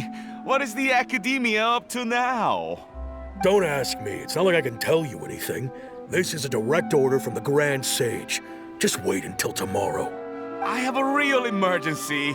My goods have already arrived at Port Ormos. If I don't hurry, they'll be stolen. That's your problem. Make sure you make a request in advance next time. But it's not like you can just predict business matters in advance. It looks like the Academia already announced a lockdown for Sumeru City today. How completely unsurprising. Let's go and question them. Hello, sir. Why can't we leave the city today? Here we go again. Don't ask me. I don't know either. We just received an order that no one is allowed to enter or exit Sumeru today. They didn't tell us anything else. Angering me won't get you anywhere. If I had that kind of insider info, I would have left this stupid post long ago. It looks like he really doesn't know. If we can't get anything out of him, let's take matters into our own hands. Why don't we climb over the walls? Those guards can't be everywhere at once. This is a good spot, and the guard hasn't noticed us at all. Let's hurry! Huh? Why? Are you going to leave Paimon behind? But what if things get really weird out there and you get into some trouble? Then Paimon won't be able to help you. Oh, Paimon knows that Paimon can't do much, but we've always been together, haven't we? Okay. Paimon will wait for you. Promise Paimon that you'll come back as soon as possible. Just a quick look. And please, be careful.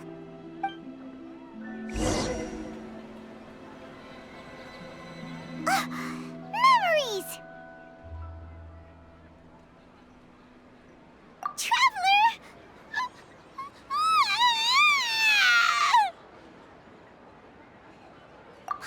Paimon would never see you again!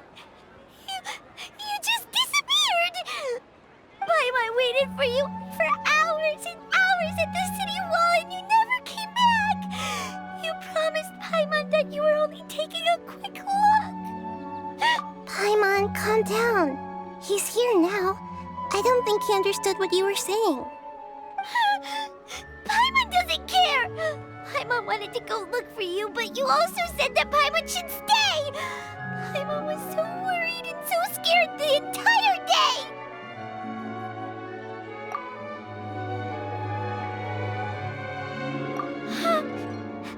Okay. Paimon will forgive you. The most important thing is that you didn't actually disappear. Oh, Paimon was so scared that you had gone into another world. Okay, Paimon, can you tell us your perspective of what really happened yesterday? I see. Using two people's different perspectives. After that, you left the city. Paimon kept her eyes on you the whole time, but then you disappeared in an instant.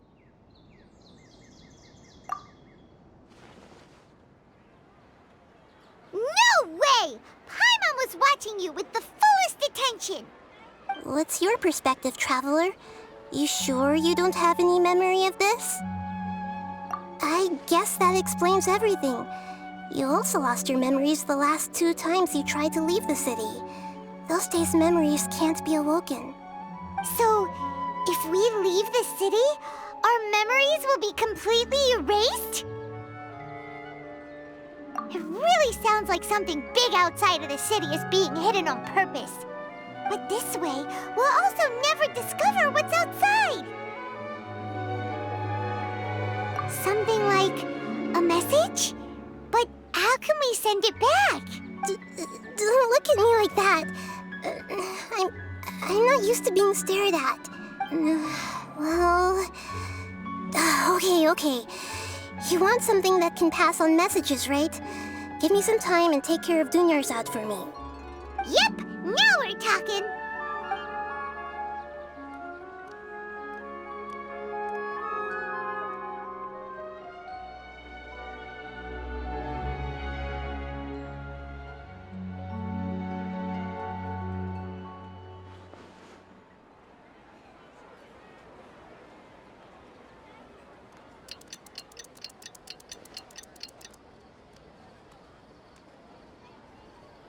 I'm done. Here you go. What? Isn't this just an Akasha terminal? You made some little changes. Akasha terminals are already capable of sending messages. I just tweaked it so that it could connect to any node. To make something like this? Nahida, you really know the Akasha like the back of your hand. Anyway, we can use this now to record a message, right? Yep. I'll help you save the messages. It should be pretty easy to use. I just can't guarantee the user's status and signal coverage when they're outside the city. We'll never know until we try. At least we're taking the initiative now. Let's go then. Let's expose those sages!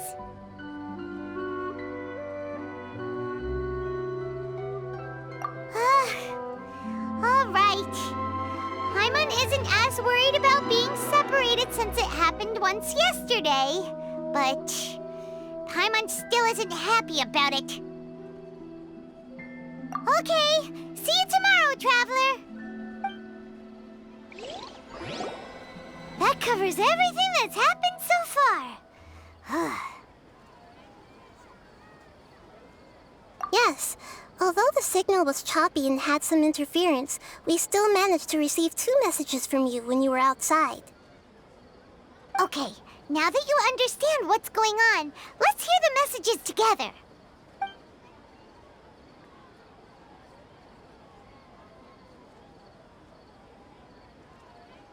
Can't go back. There are countless spaces here. Our Sabzeruz Festival in Sumeru City is just one of them. I've entered another space. Before me are flowing sandstone and howling fish.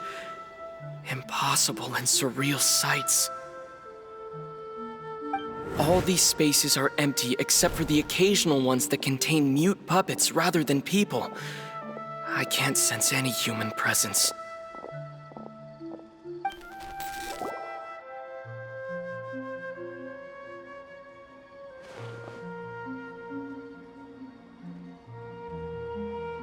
That's one heck of an info dump.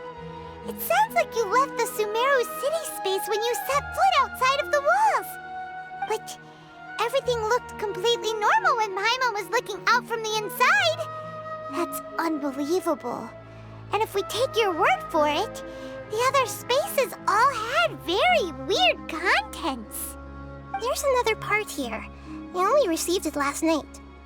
These spaces have been disappearing one after the other, absorbed by something like a sun in the sky. And now, even the final space has also disappeared.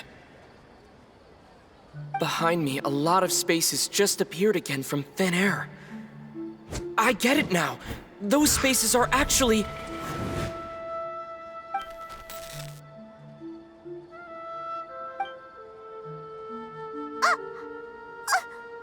Why did the message end right there? What did the Traveler want to say? What are those spaces? Probably because yesterday just happened to end at that moment.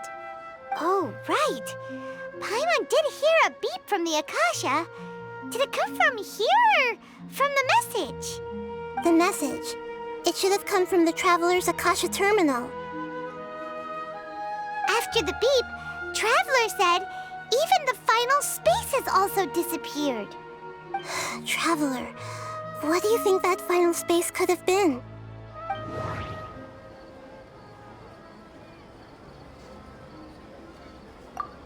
Was that space actually the real world?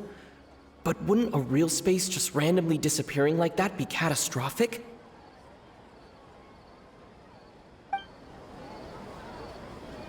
That doesn't sound right. All the bizarre spaces I saw outside the city had one thing in common: a lack of human presence.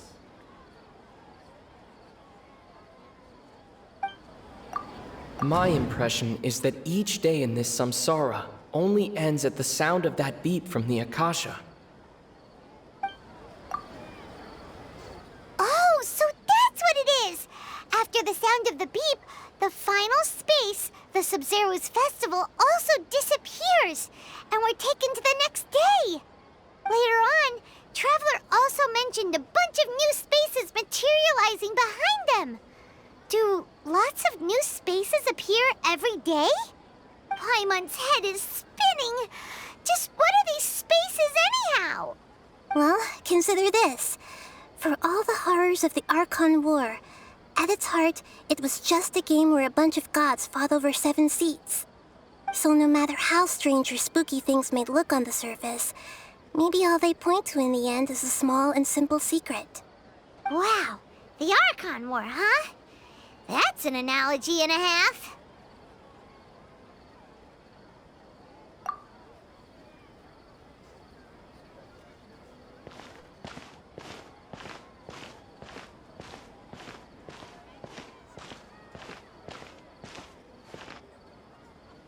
Hey, where are you going?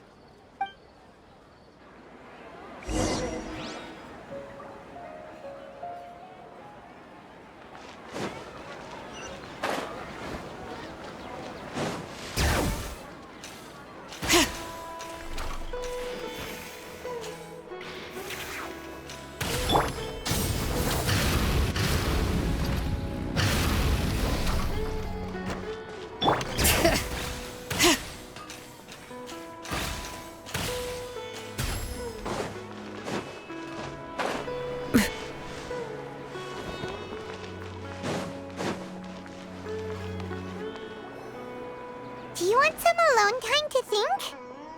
All right then, Paimon won't disturb you.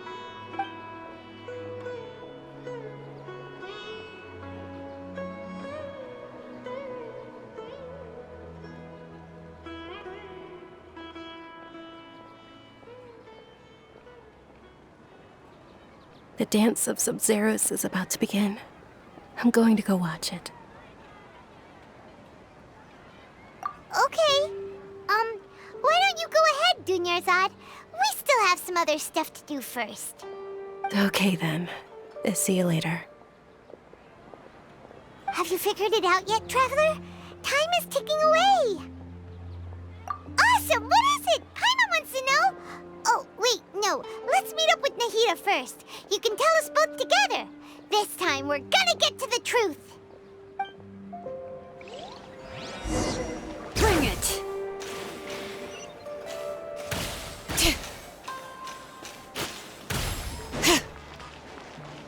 Rise with the sun!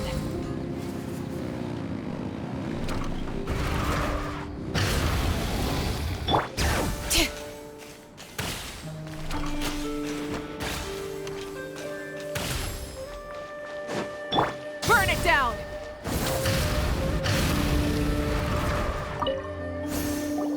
You're back!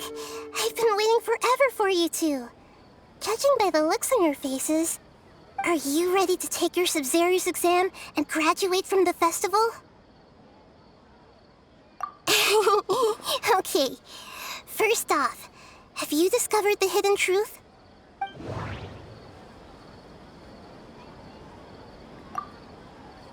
People in Sumeru don't dream. What a strange phenomenon. All the bizarre spaces I saw outside the city had one thing in common: a lack of human presence.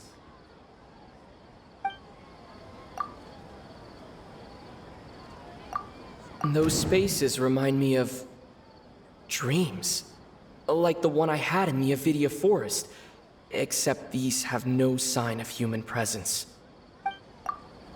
The moon illusion. We've already experienced the Sabzeruz Festival many times, and the day of the festival seems to be in a perpetual samsara.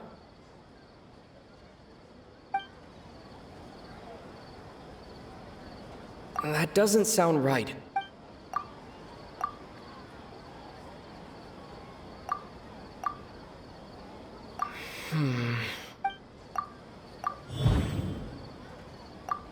We are all in a dream. It isn't that the people of Sumeru don't dream. Rather, the Akasha is taking their dreams from them. People in Sumeru think they don't dream, but the truth is the Akasha steals their dreams without them knowing it. And those spaces with no human presence are stolen dreams without their host. That would explain why they sounded so weird when he was trying to describe them. Huh. So people in Sumeru do dream after all. In fact, we're all in one big dream together right now. Correct answer. Now, how did you conclude that the Akasha is capable of this?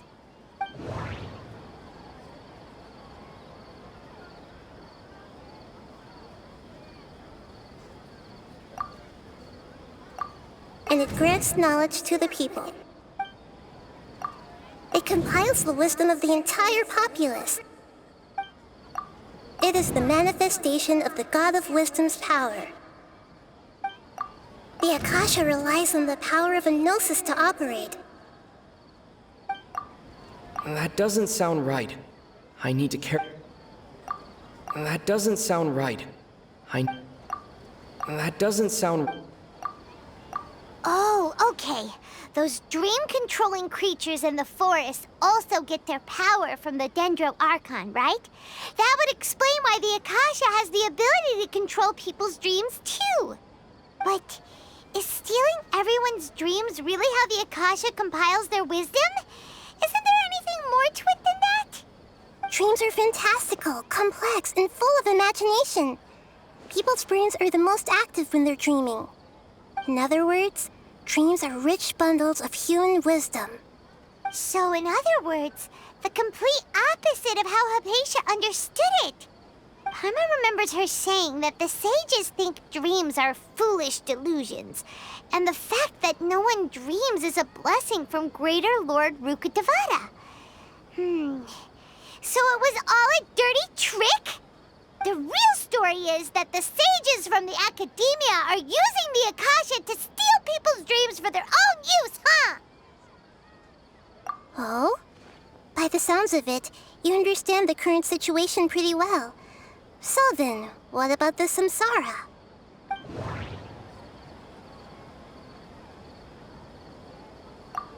The Grand Sage said, "Go celebrate the birth of that god to your heart's content." Did he mean something more? Those spaces kept disappearing before my eyes. But as soon as that beep sounded, many more spaces materialized.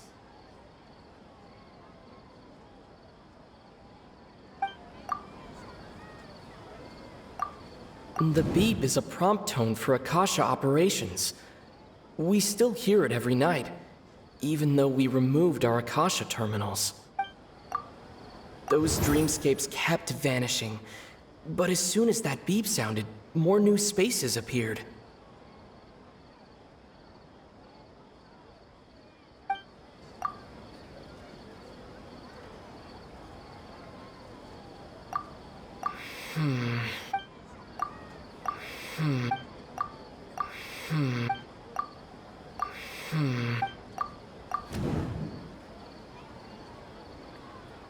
Correct.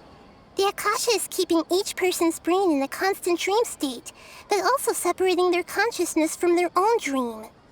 Their disembodied consciousness is placed inside the collective dream of the Sabzeruz Festival along with everyone else's, while their now vacant dreams are harvested by the Akasha.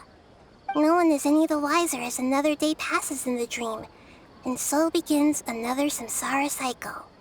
People wake up to yet another dream about the Sabzeruz Festival. The dreams that belong to them are once again harvested by the Akasha, and so it continues. So, this is like a dream factory, and the Akasha is a dream harvesting machine. Did Paimon get that analogy right? Very good, Paimon. Using analogies well is an excellent habit to get into. Okay, so that beep we keep hearing is actually from our real-life Akasha terminals. Taking off our terminals in this dream doesn't do anything. All right, last question. Who am I?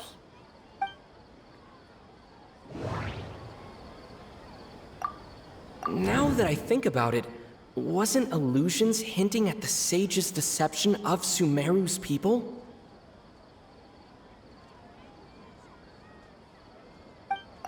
Now that I think about it, wasn't illusions a hint that we're all dreaming?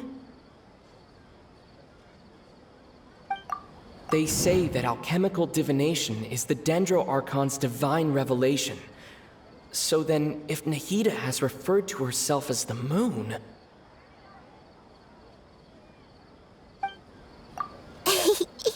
So you noticed.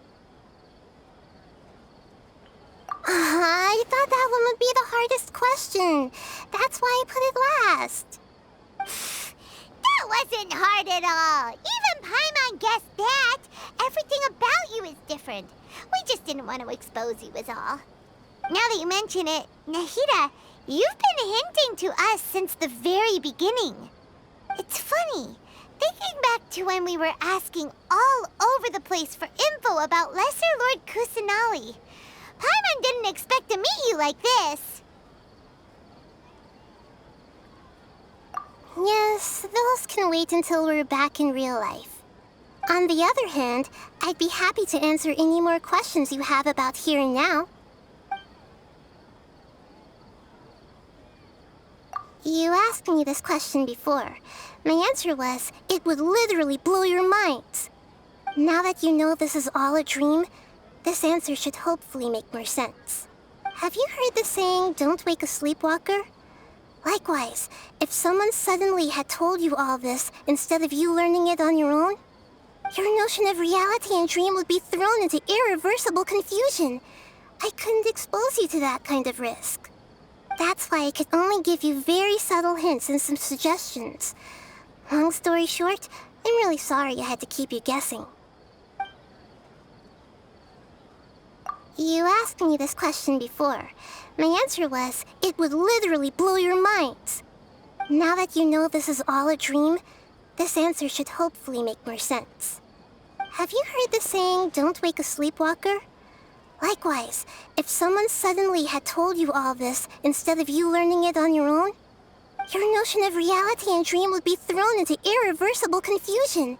I couldn't expose you to that kind of risk.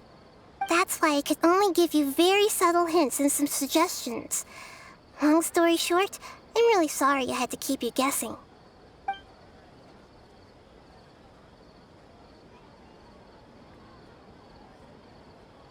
Firstly, this dream we're in is completely based on reality. People have already experienced this Sabzeruz Festival, so it would be very difficult for them to find anything that strikes them as surreal. Secondly, you're probably wondering why people don't have any memories from earlier samsara, right? That's because people don't remember their dreams most of the time anyway. And in any case, their actual dreams are being taken away from them by the Akasha. So whenever they wake up in this dream of the Sabzeruz Festival, they don't remember anything from their previous identical dream. That reminds Paimon. Traveler had a dream when we were in the Avidia Forest, but couldn't see what it was about after waking up. Is that an example of what you mean? Yes.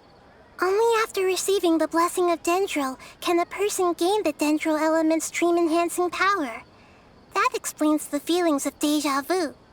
Meanwhile, everyone else has no idea that they are in the Sabzeruz Festival samsara, while their dreams are stolen from them over and over again. Can humans really keep dreaming forever like this? Will it ever end? And if so, when? We might say your mental fatigue has already answered this question. Eventually, there's only so much that people can tolerate. Especially those whose health is compromised to begin with, like Dunyazad. This relentless exploitation takes an even harder toll on them. People's lives are at stake here, and nobody knows a thing! We've got to put a stop to this!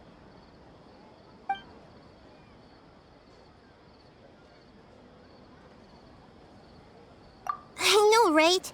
Why did they have to base this dream on my birthday? Could it really just be a coincidence? Even you don't know the reason? Wow, now that's strange. The Academia sages are determined to harvest lots of dreams in a short time, no matter the cost. They have to be up to no good. Unfortunately, I don't know anything about it. Traveler, do you have any information?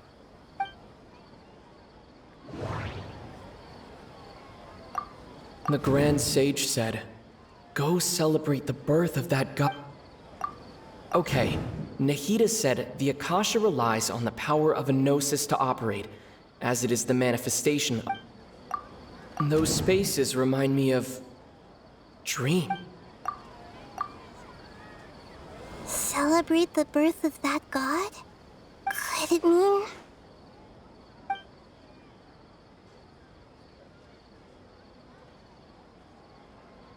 deceiving the people of Sumeru with no regard for their safety? No matter what they're trying to do, this is unforgivable.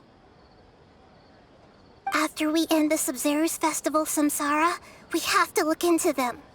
How can the sages of the Academia do this behind their Archon's back? This is ridiculous! In the end, I'm just the moon. The real sun is long gone. A sun and a moon? Nahida's talking in riddles again. Oh, we're out of time today. I'll tell you how to break free of the samsara tomorrow. See you then.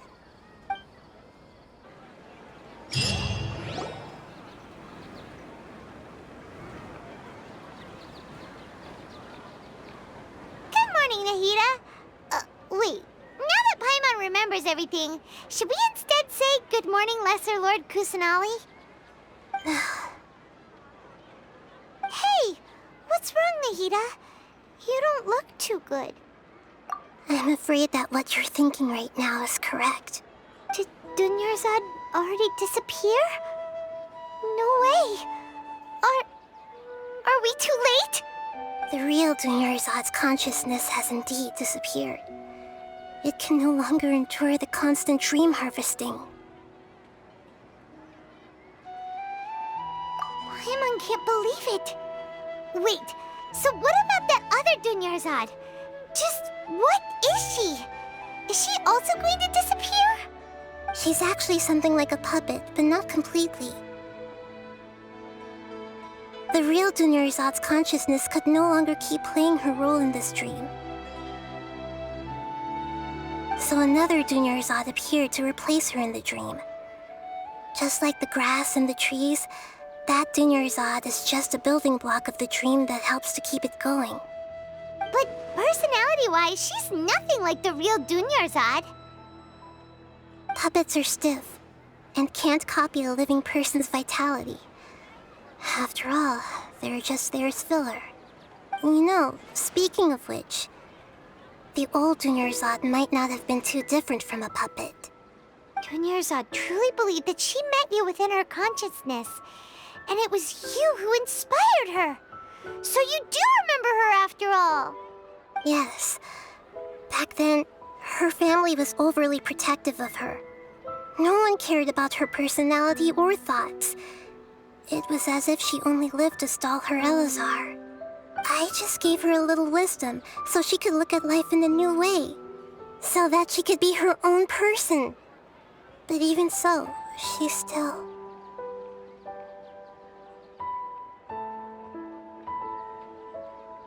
Far from it. I'm still a long way off from being a real Archon. I couldn't even save her. If I were a competent Archon, I wouldn't have let my most faithful follower die at the Sabzeruz Festival with so many regrets. Please don't beat yourself up over it, Nahida. It's the sage's fault, and theirs alone. I'm not beating myself up.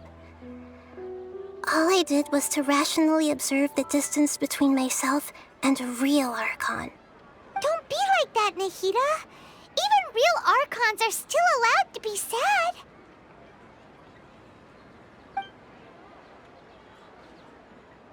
To prevent more tragedies like this, we must end the samsara as soon as possible.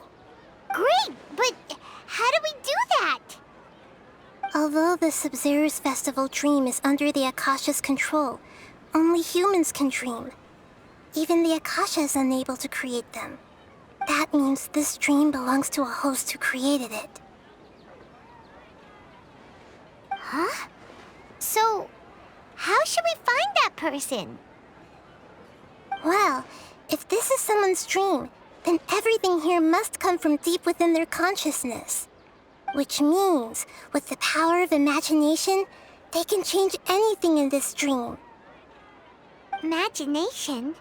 What do you mean by that?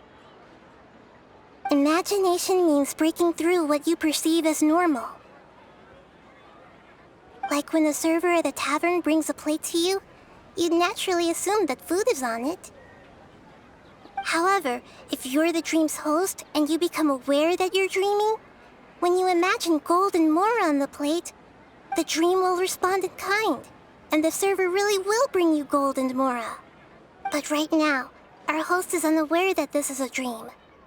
No matter how many times they're served, it will always be food. Find some way to make that person realize that they're dreaming. Usually, once that happens, the person will wake up and the dream samsara will be broken. How are we going to find them, though? If it could be anyone, it'd be like looking for a needle in a haystack. And even if we did find them, how are we supposed to make them realize they're dreaming? After all, like you said, don't wake a sleepwalker.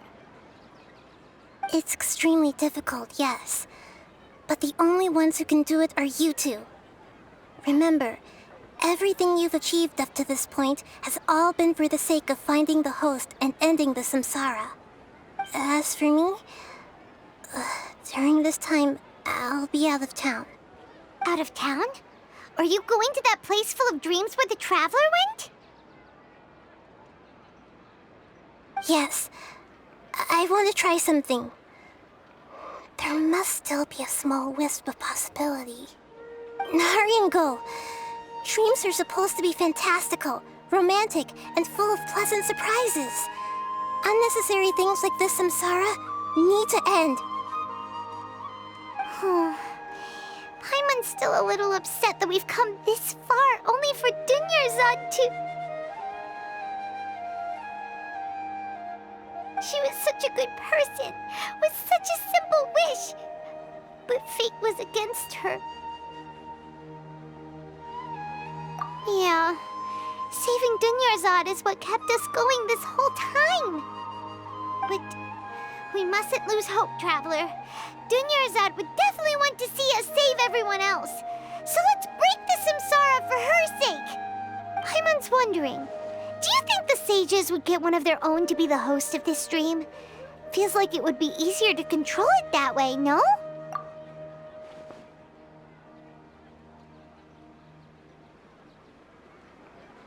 Huh. That's true. Plus, the sages probably weren't counting on there being other factors beyond their control, like Nahida and us. So, who do you think the host of the dream is? Oh, that would make sense. Farris, the Knight of Flowers, is a symbol of the whole Sabzeruz Festival, right? Pretty core character. Let's go ask him some questions, shall we?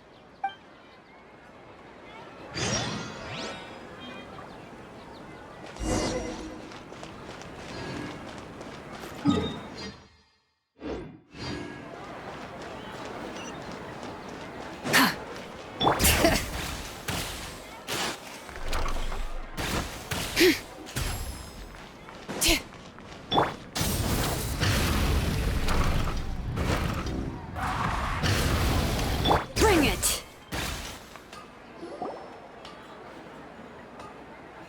You're back. You left in a hurry last time. Is everything okay? Everything's fine, just, it's a little hard to explain. Would you mind taking part in a little experiment with us? An experiment? That came out of nowhere. I'm listening, though. What do you need me to do? Could you make a wish? You want me to make a wish? Is that a new Sabzeruz Festival tradition or something? Less questions, more wishing! Okay. My wish. Okay. I'm a little nervous saying this out loud, but I want Miss Dunyazad to be happy. Oh. I noticed earlier that she looked a bit down, and she wasn't really talking to anyone. She just doesn't seem like herself. She's always so gentle and kind, and all the kids love her. I've also wondered if the reason she asked me to be Farris Knight of Flowers is because I'm special to her, or something. So, you have a crush on Dunyazad? Oh, is it that obvious? After what I just said, I guess it is. When she placed the hat of the Knight of Flowers onto my head, she said to me, I want everyone to have a happy Sabzeruz Festival. What she didn't realize was that I'm not that interested in how everyone else feels.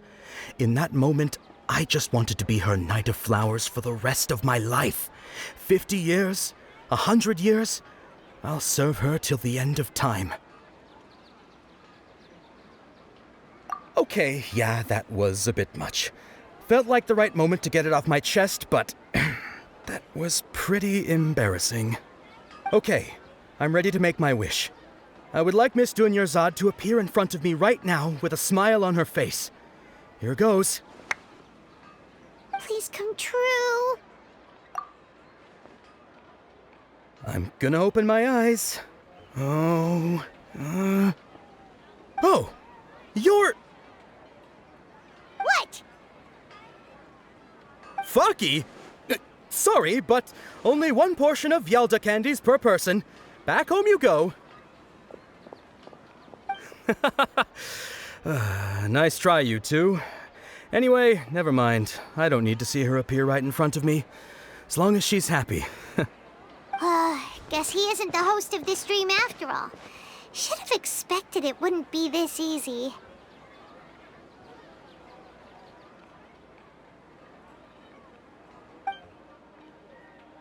It seems like everyone who knows Dunyazad loves her, but none of them has any idea that she...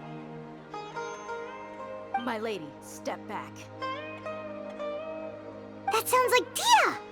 Oh, right. This is when Dunyazad bumps into the kidnappers. Huh? But Dehya can handle them! Hey, Traveler!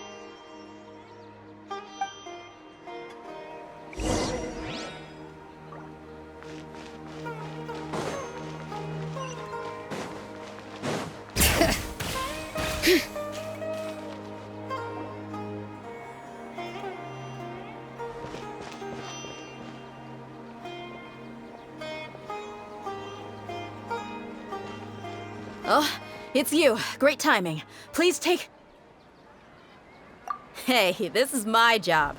The homie Yannis pay me, not you. You... fine, all right. Knock yourself out. Why are you so worked up anyway? It's not like I don't trust your fighting skills. Anyway, watch yourself.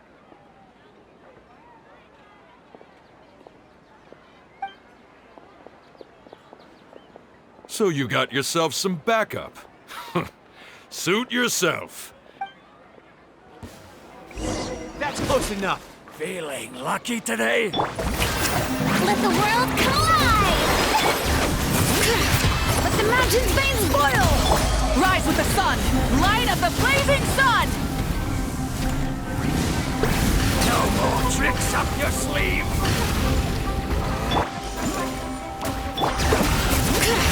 Letting brave names echo! I'll be back. Traveler, were you just taking your anger out on those guys? You and Nahida both. Dunyazad wouldn't want to see you two like this. Oh, and speaking of her, Paimon just remembered something. Remember how during the first Sabzeruz Festival, before the samsara started, we came here with Dunyazad because she wanted to pick something up? She said it was because she had forgotten something.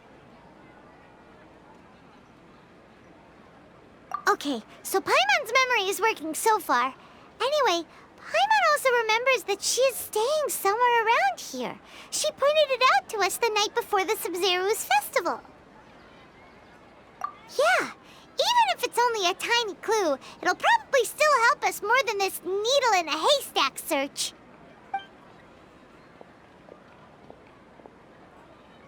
This is the place!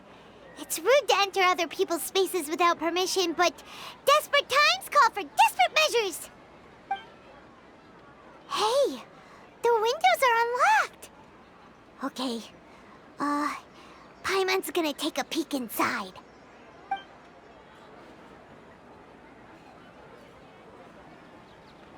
This was only a temporary residence, so there was pretty much nothing inside except this book on the table. Should we open it?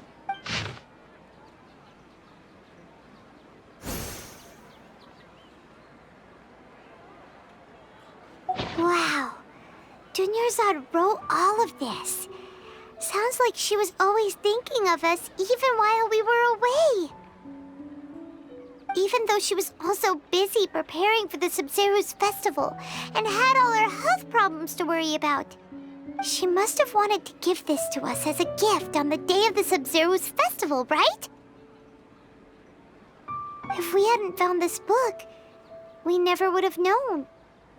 But now that we know, we can't even thank her.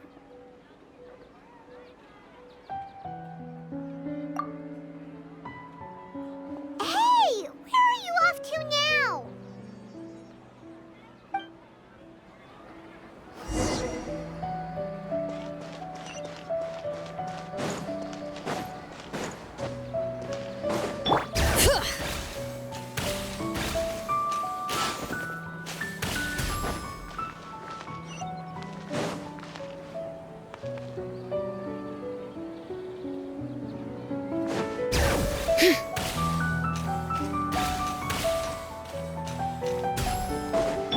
Light it up!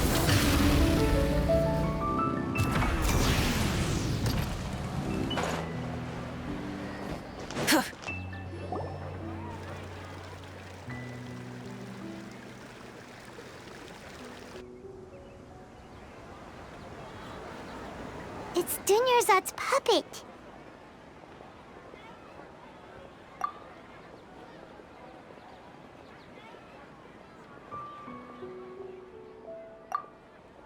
Traveler? You must be exhausted. Come to think of it, we've been stuck in this place for a really, really long time. Heck, even the last time we were chatting happily with Dunyazad feels like an eternity ago.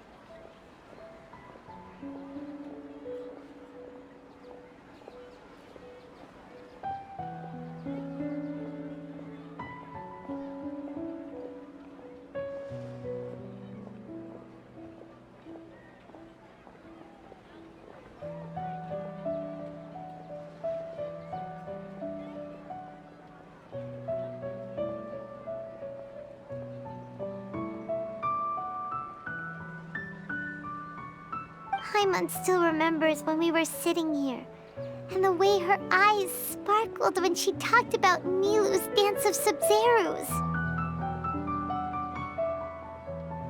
There will always be frustrations in life, but I know that the point of living is not to leave behind any regrets.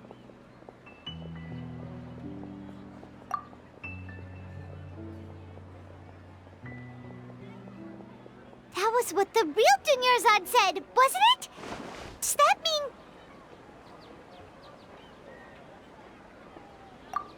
mean... Yes, Traveler. What is it? Oh, so she's still just a puppet. But just now, how come... What? Where are we going this time?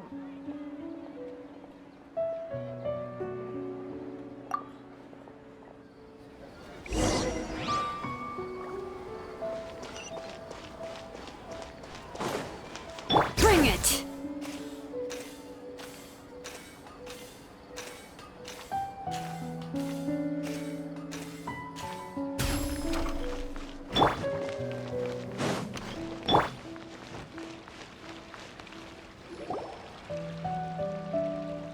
If you continue to resist, we will have to order an investigation into every single event organizer. The Grand Sage has already granted you much leniency. I advise that you exercise tact. How did things turn out like this?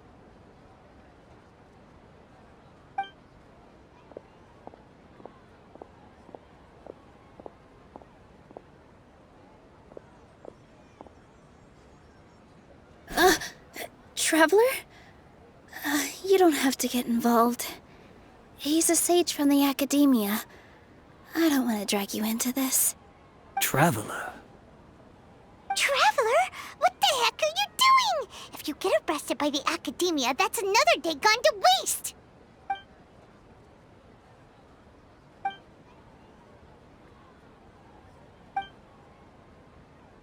Wait, they're not reacting.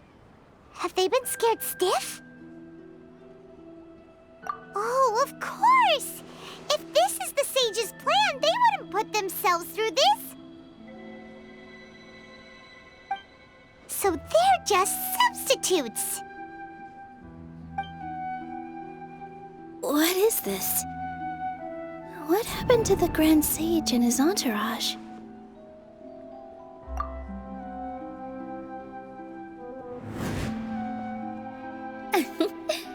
Like I said, they symbolize the goddess of flowers.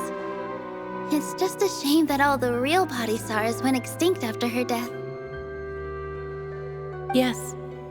The Greater Lord brought forth new Padisaras in memory of the goddess of flowers. But she ultimately could never truly replicate that beautiful shade of purple.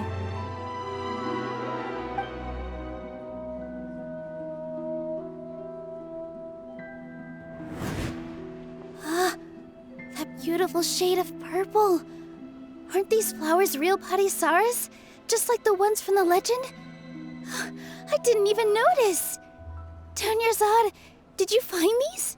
But didn't you just say all the real flowers went extinct after the goddess of flowers passed away? So, how? Yeah. What's going on here?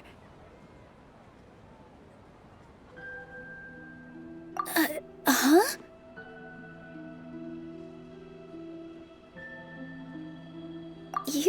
eyes are acting weird. But okay, I'll try.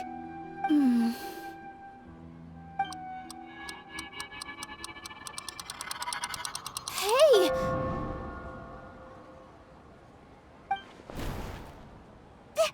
They disappeared! So Nilou's the host! What a surprise! Purple body saras don't exist in the real world anymore. But in Nilou's subconscious, they can appear as decorations on the stage. It's just like the example Nahida told us. People assume there will be food on a plate, and Nilou assumed there would be real Patisaras in the flower pots. So when you saw the flowers, you instantly knew it was Nilou? But if we want to end the samsara, we need the host to become aware that they're dreaming. How should we make Nilou realize that? Am I dreaming? Huh? So I'm right. Is this Lesser Lord Kusanali responding to our celebration of the Sabzeruz Festival? Wrong guess, but you aren't completely wrong either. The point is, what made you think this is a dream? As far as you know, people in Sumeru don't dream, right? Yeah, but have you heard the tale of the first sage? To prevent a calamity, he went on a journey to find the Dendro Archon. Ooh, sounds familiar. Dunyazad told us a story like that when we first arrived in Sumeru City. So it was about the first sage, huh? Yep, but in the part you heard, he hadn't become the first sage yet. There's more to the story. His piety and wisdom were acknowledged by the Dendro Archon, and she finally gave her blessing to him. All kinds of spectacular scenes appeared in front of the first sage, as if all the knowledge in the world was being painted onto a canvas right before him. He was captivated. After who knows how long, he mastered all the knowledge he could comprehend. Afterward, he said to the Dendro Archon, "I miss my parents, my wife, and my children. I've been away from home for far too long. They must be worried." The Dendro Archon smiled. The next second, the sage found himself lying in his bed, as if he had just woken up from a dream. His wife, lying next to him, said, "You're off to search for the Dendro Archon today, aren't you? Have a safe journey, my love." In the end, the first sage took care of many disasters in Sumeru City and founded the Academia. What a happy ending. So, the first sage was dreaming ever since the beginning of the story?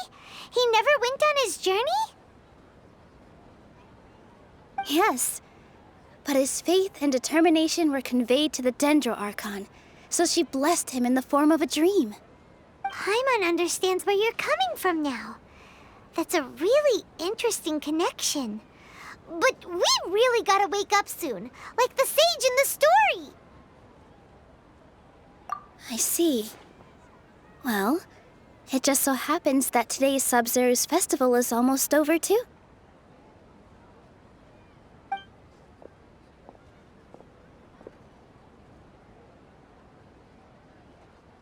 Since we're in a dream, let's make this final dance of Sabzeruz as beautiful as we can.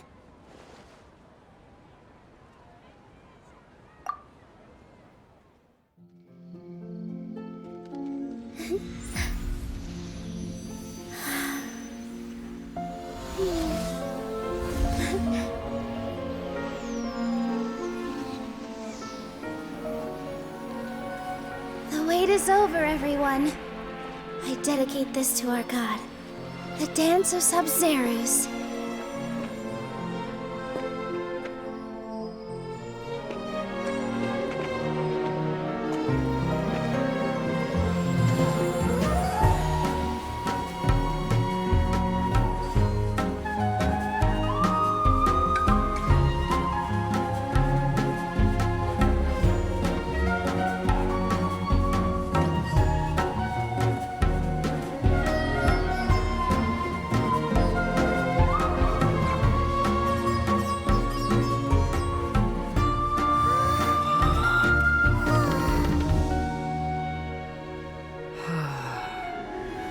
I'd be lying if I said I had no regrets. I would have loved to see Nilou's dance.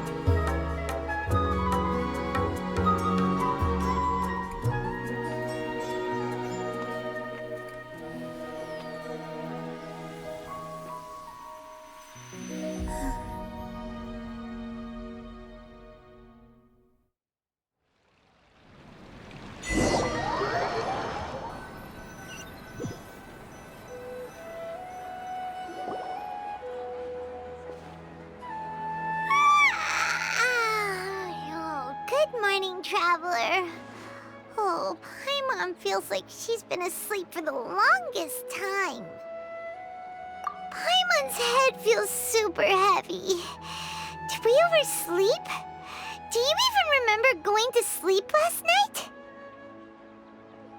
Paimon thinks it was after the Sabzeruz Festival. The Subzeruz Festival! Have we finally escaped from the Subzeruz samsara? Quick! Take off your Akasha terminal!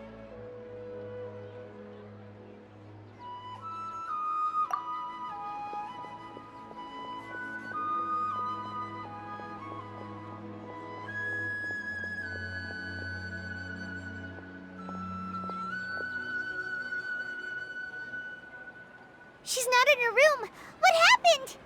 Huh? What usual spot?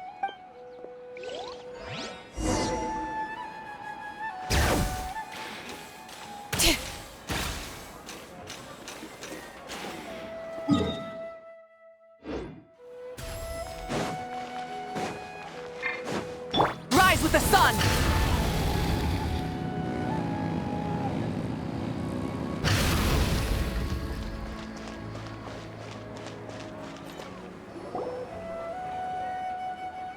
Well done, Traveler and Paimon. And thank you, Dunyazad, for organizing the Sabzeruz Festival for me. I'm sorry, who are... Dunyazad! You're okay! Oh, don't scare us like that! Oh, Traveler Paimon. I have something amazing to tell you. I just had a dream, and I saw Nilou performing the dance of Subzeruz.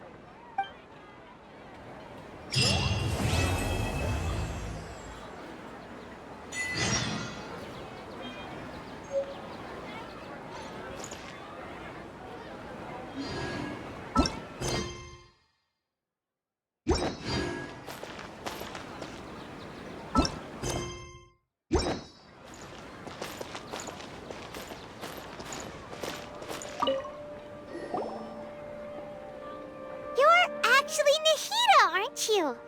Paimon felt like Catherine was acting weird when we met at the Sabzeruz Festival. And Dunyazad, did you save her?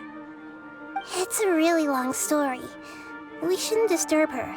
Her consciousness is still weakened. Let's chat somewhere else. How about by the Traveler's favorite bench?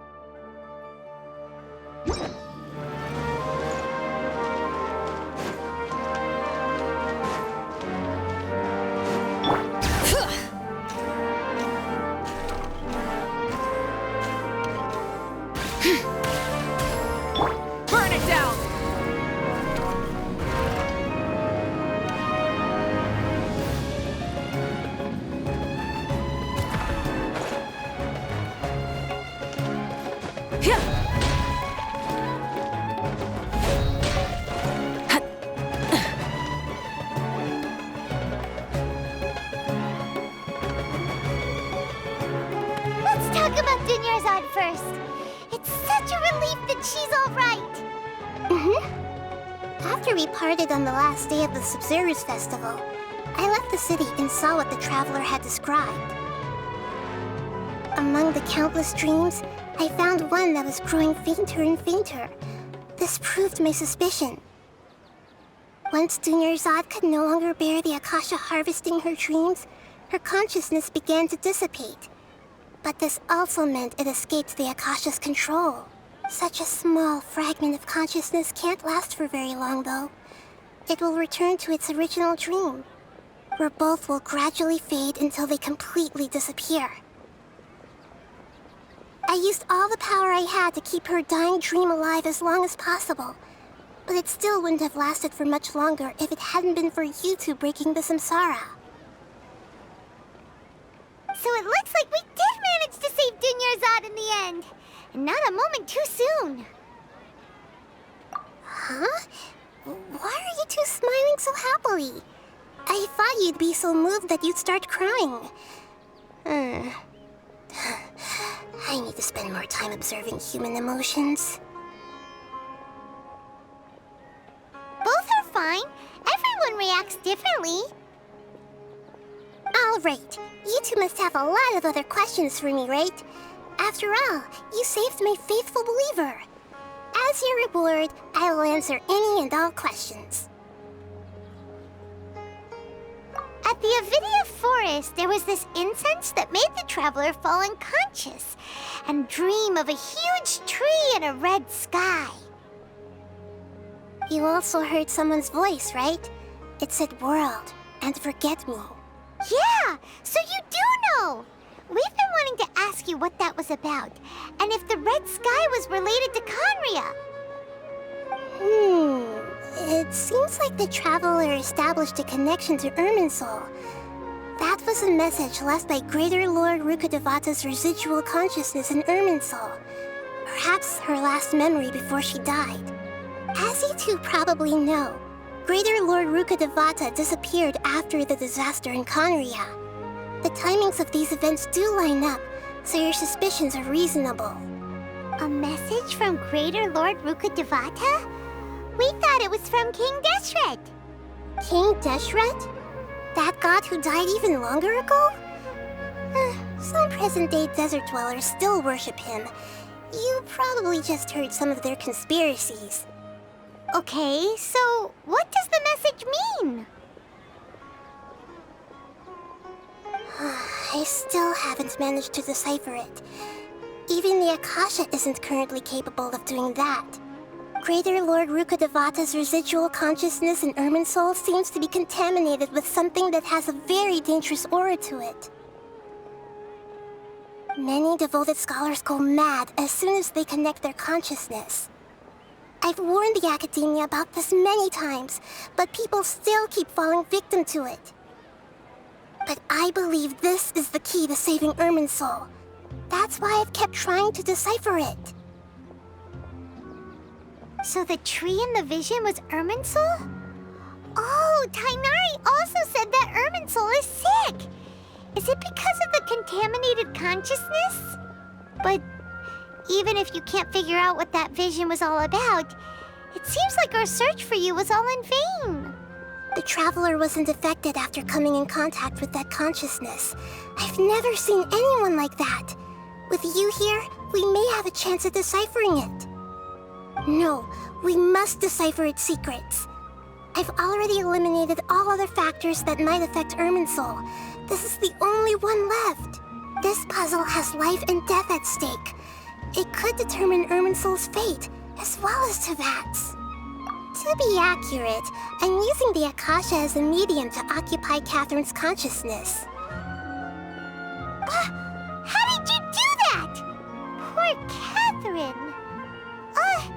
Does this mean you can also occupy other people's consciousnesses?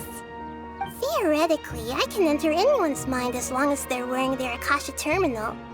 The Akasha is the legacy of Greater Lord Ruka Devata. As Lesser Lord Kusanali and the first Akasha terminal, my consciousness has always been linked to the Akasha. I've always respected my people's free will, so I've never actually occupied their consciousness. When necessary, I just borrow this bionic Snezhnayan puppet. Hold on? Did we just learn some deep, dark secret? So Catherine is... No wonder Paimon felt something was off about her. What about your own body? Why do you need to borrow other people's? Don't you live in the sanctuary of Surasthana? That story begins a long time ago. After Greater Lord Ruka Devata disappeared, the sages found my newly born self and took me back to Sumeru. At that time, I was young and weak. The sages kept me in the sanctuary of Surasthana, ostensibly for the sake of protecting me. But I've hardly heard from them since. However, I do understand that they had hoped to find Greater Lord Ruka Devata instead of me, a symbol of her passing. So, the sages basically put their new Archon under house arrest? How dare they! Why don't you teach them a lesson, Nahida? In some ways, they aren't wrong. Greater Lord Ruka Devata was omniscient and omnipotent. Even after her death, the Akasha is still empowering this nation. And I'm still really far away from being able to call myself the God of Wisdom. Moreover, the Academia is also more proficient at governing this country. My existence has little meaning.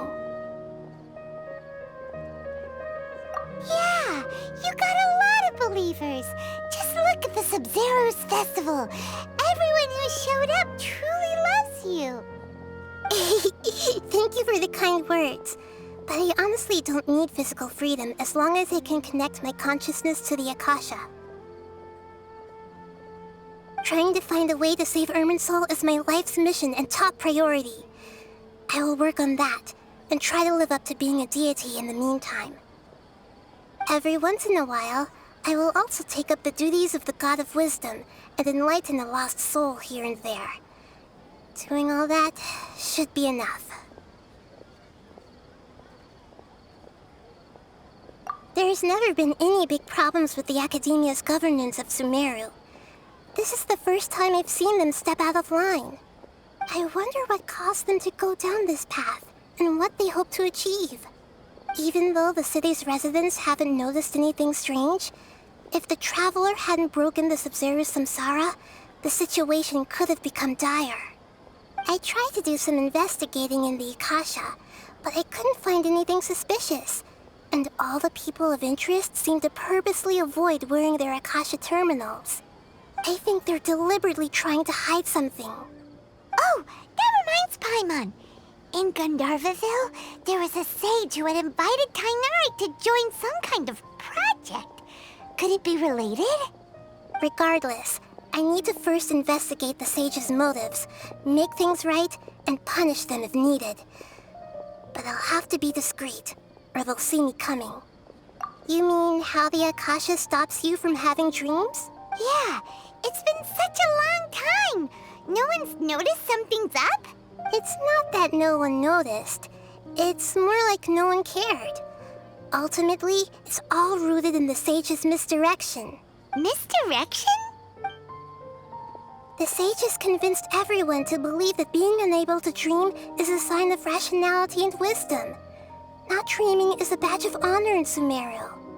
Even if the truth is that their dreams are being reaped by the Akasha. With their propaganda in place, the sages can maximize their use of the Akasha to facilitate their research. Besides, Greater Lord Ruka Devata must have created the Akasha in the hopes that it could be used to its full potential. That's why I've never come out strongly against this. Anyway, the perspective advocated by the sages drowned out any voices of doubt. By now, even those who never use Akasha terminals find it too shameful and embarrassing to talk about their dreams. Got it! I hope my answers were satisfactory, seekers of knowledge. To be honest, maintaining Dunyazad's fading dream took a lot of mental energy. I think I may need to rest for a while. Oh, and you don't need to worry too much about the sage's activities for now. The Akasha won't be able to conduct another project on the scale of the Subzeruz samsara. in the immediate future. Go and get some sleep. Leave everything to us. What a relief. This is truly the most exhausting birthday I've ever had. Traveler? Paimon? Why am I here? Do either of you know? Maybe you were sleepwalking. You know you can't wake up a sleepwalker. We happened to walk by, so we thought we'd wait for you to wake up. I see. Huh. I should visit my maintenance personnel sometime. Oh, I'm fine. I better go. Thank you.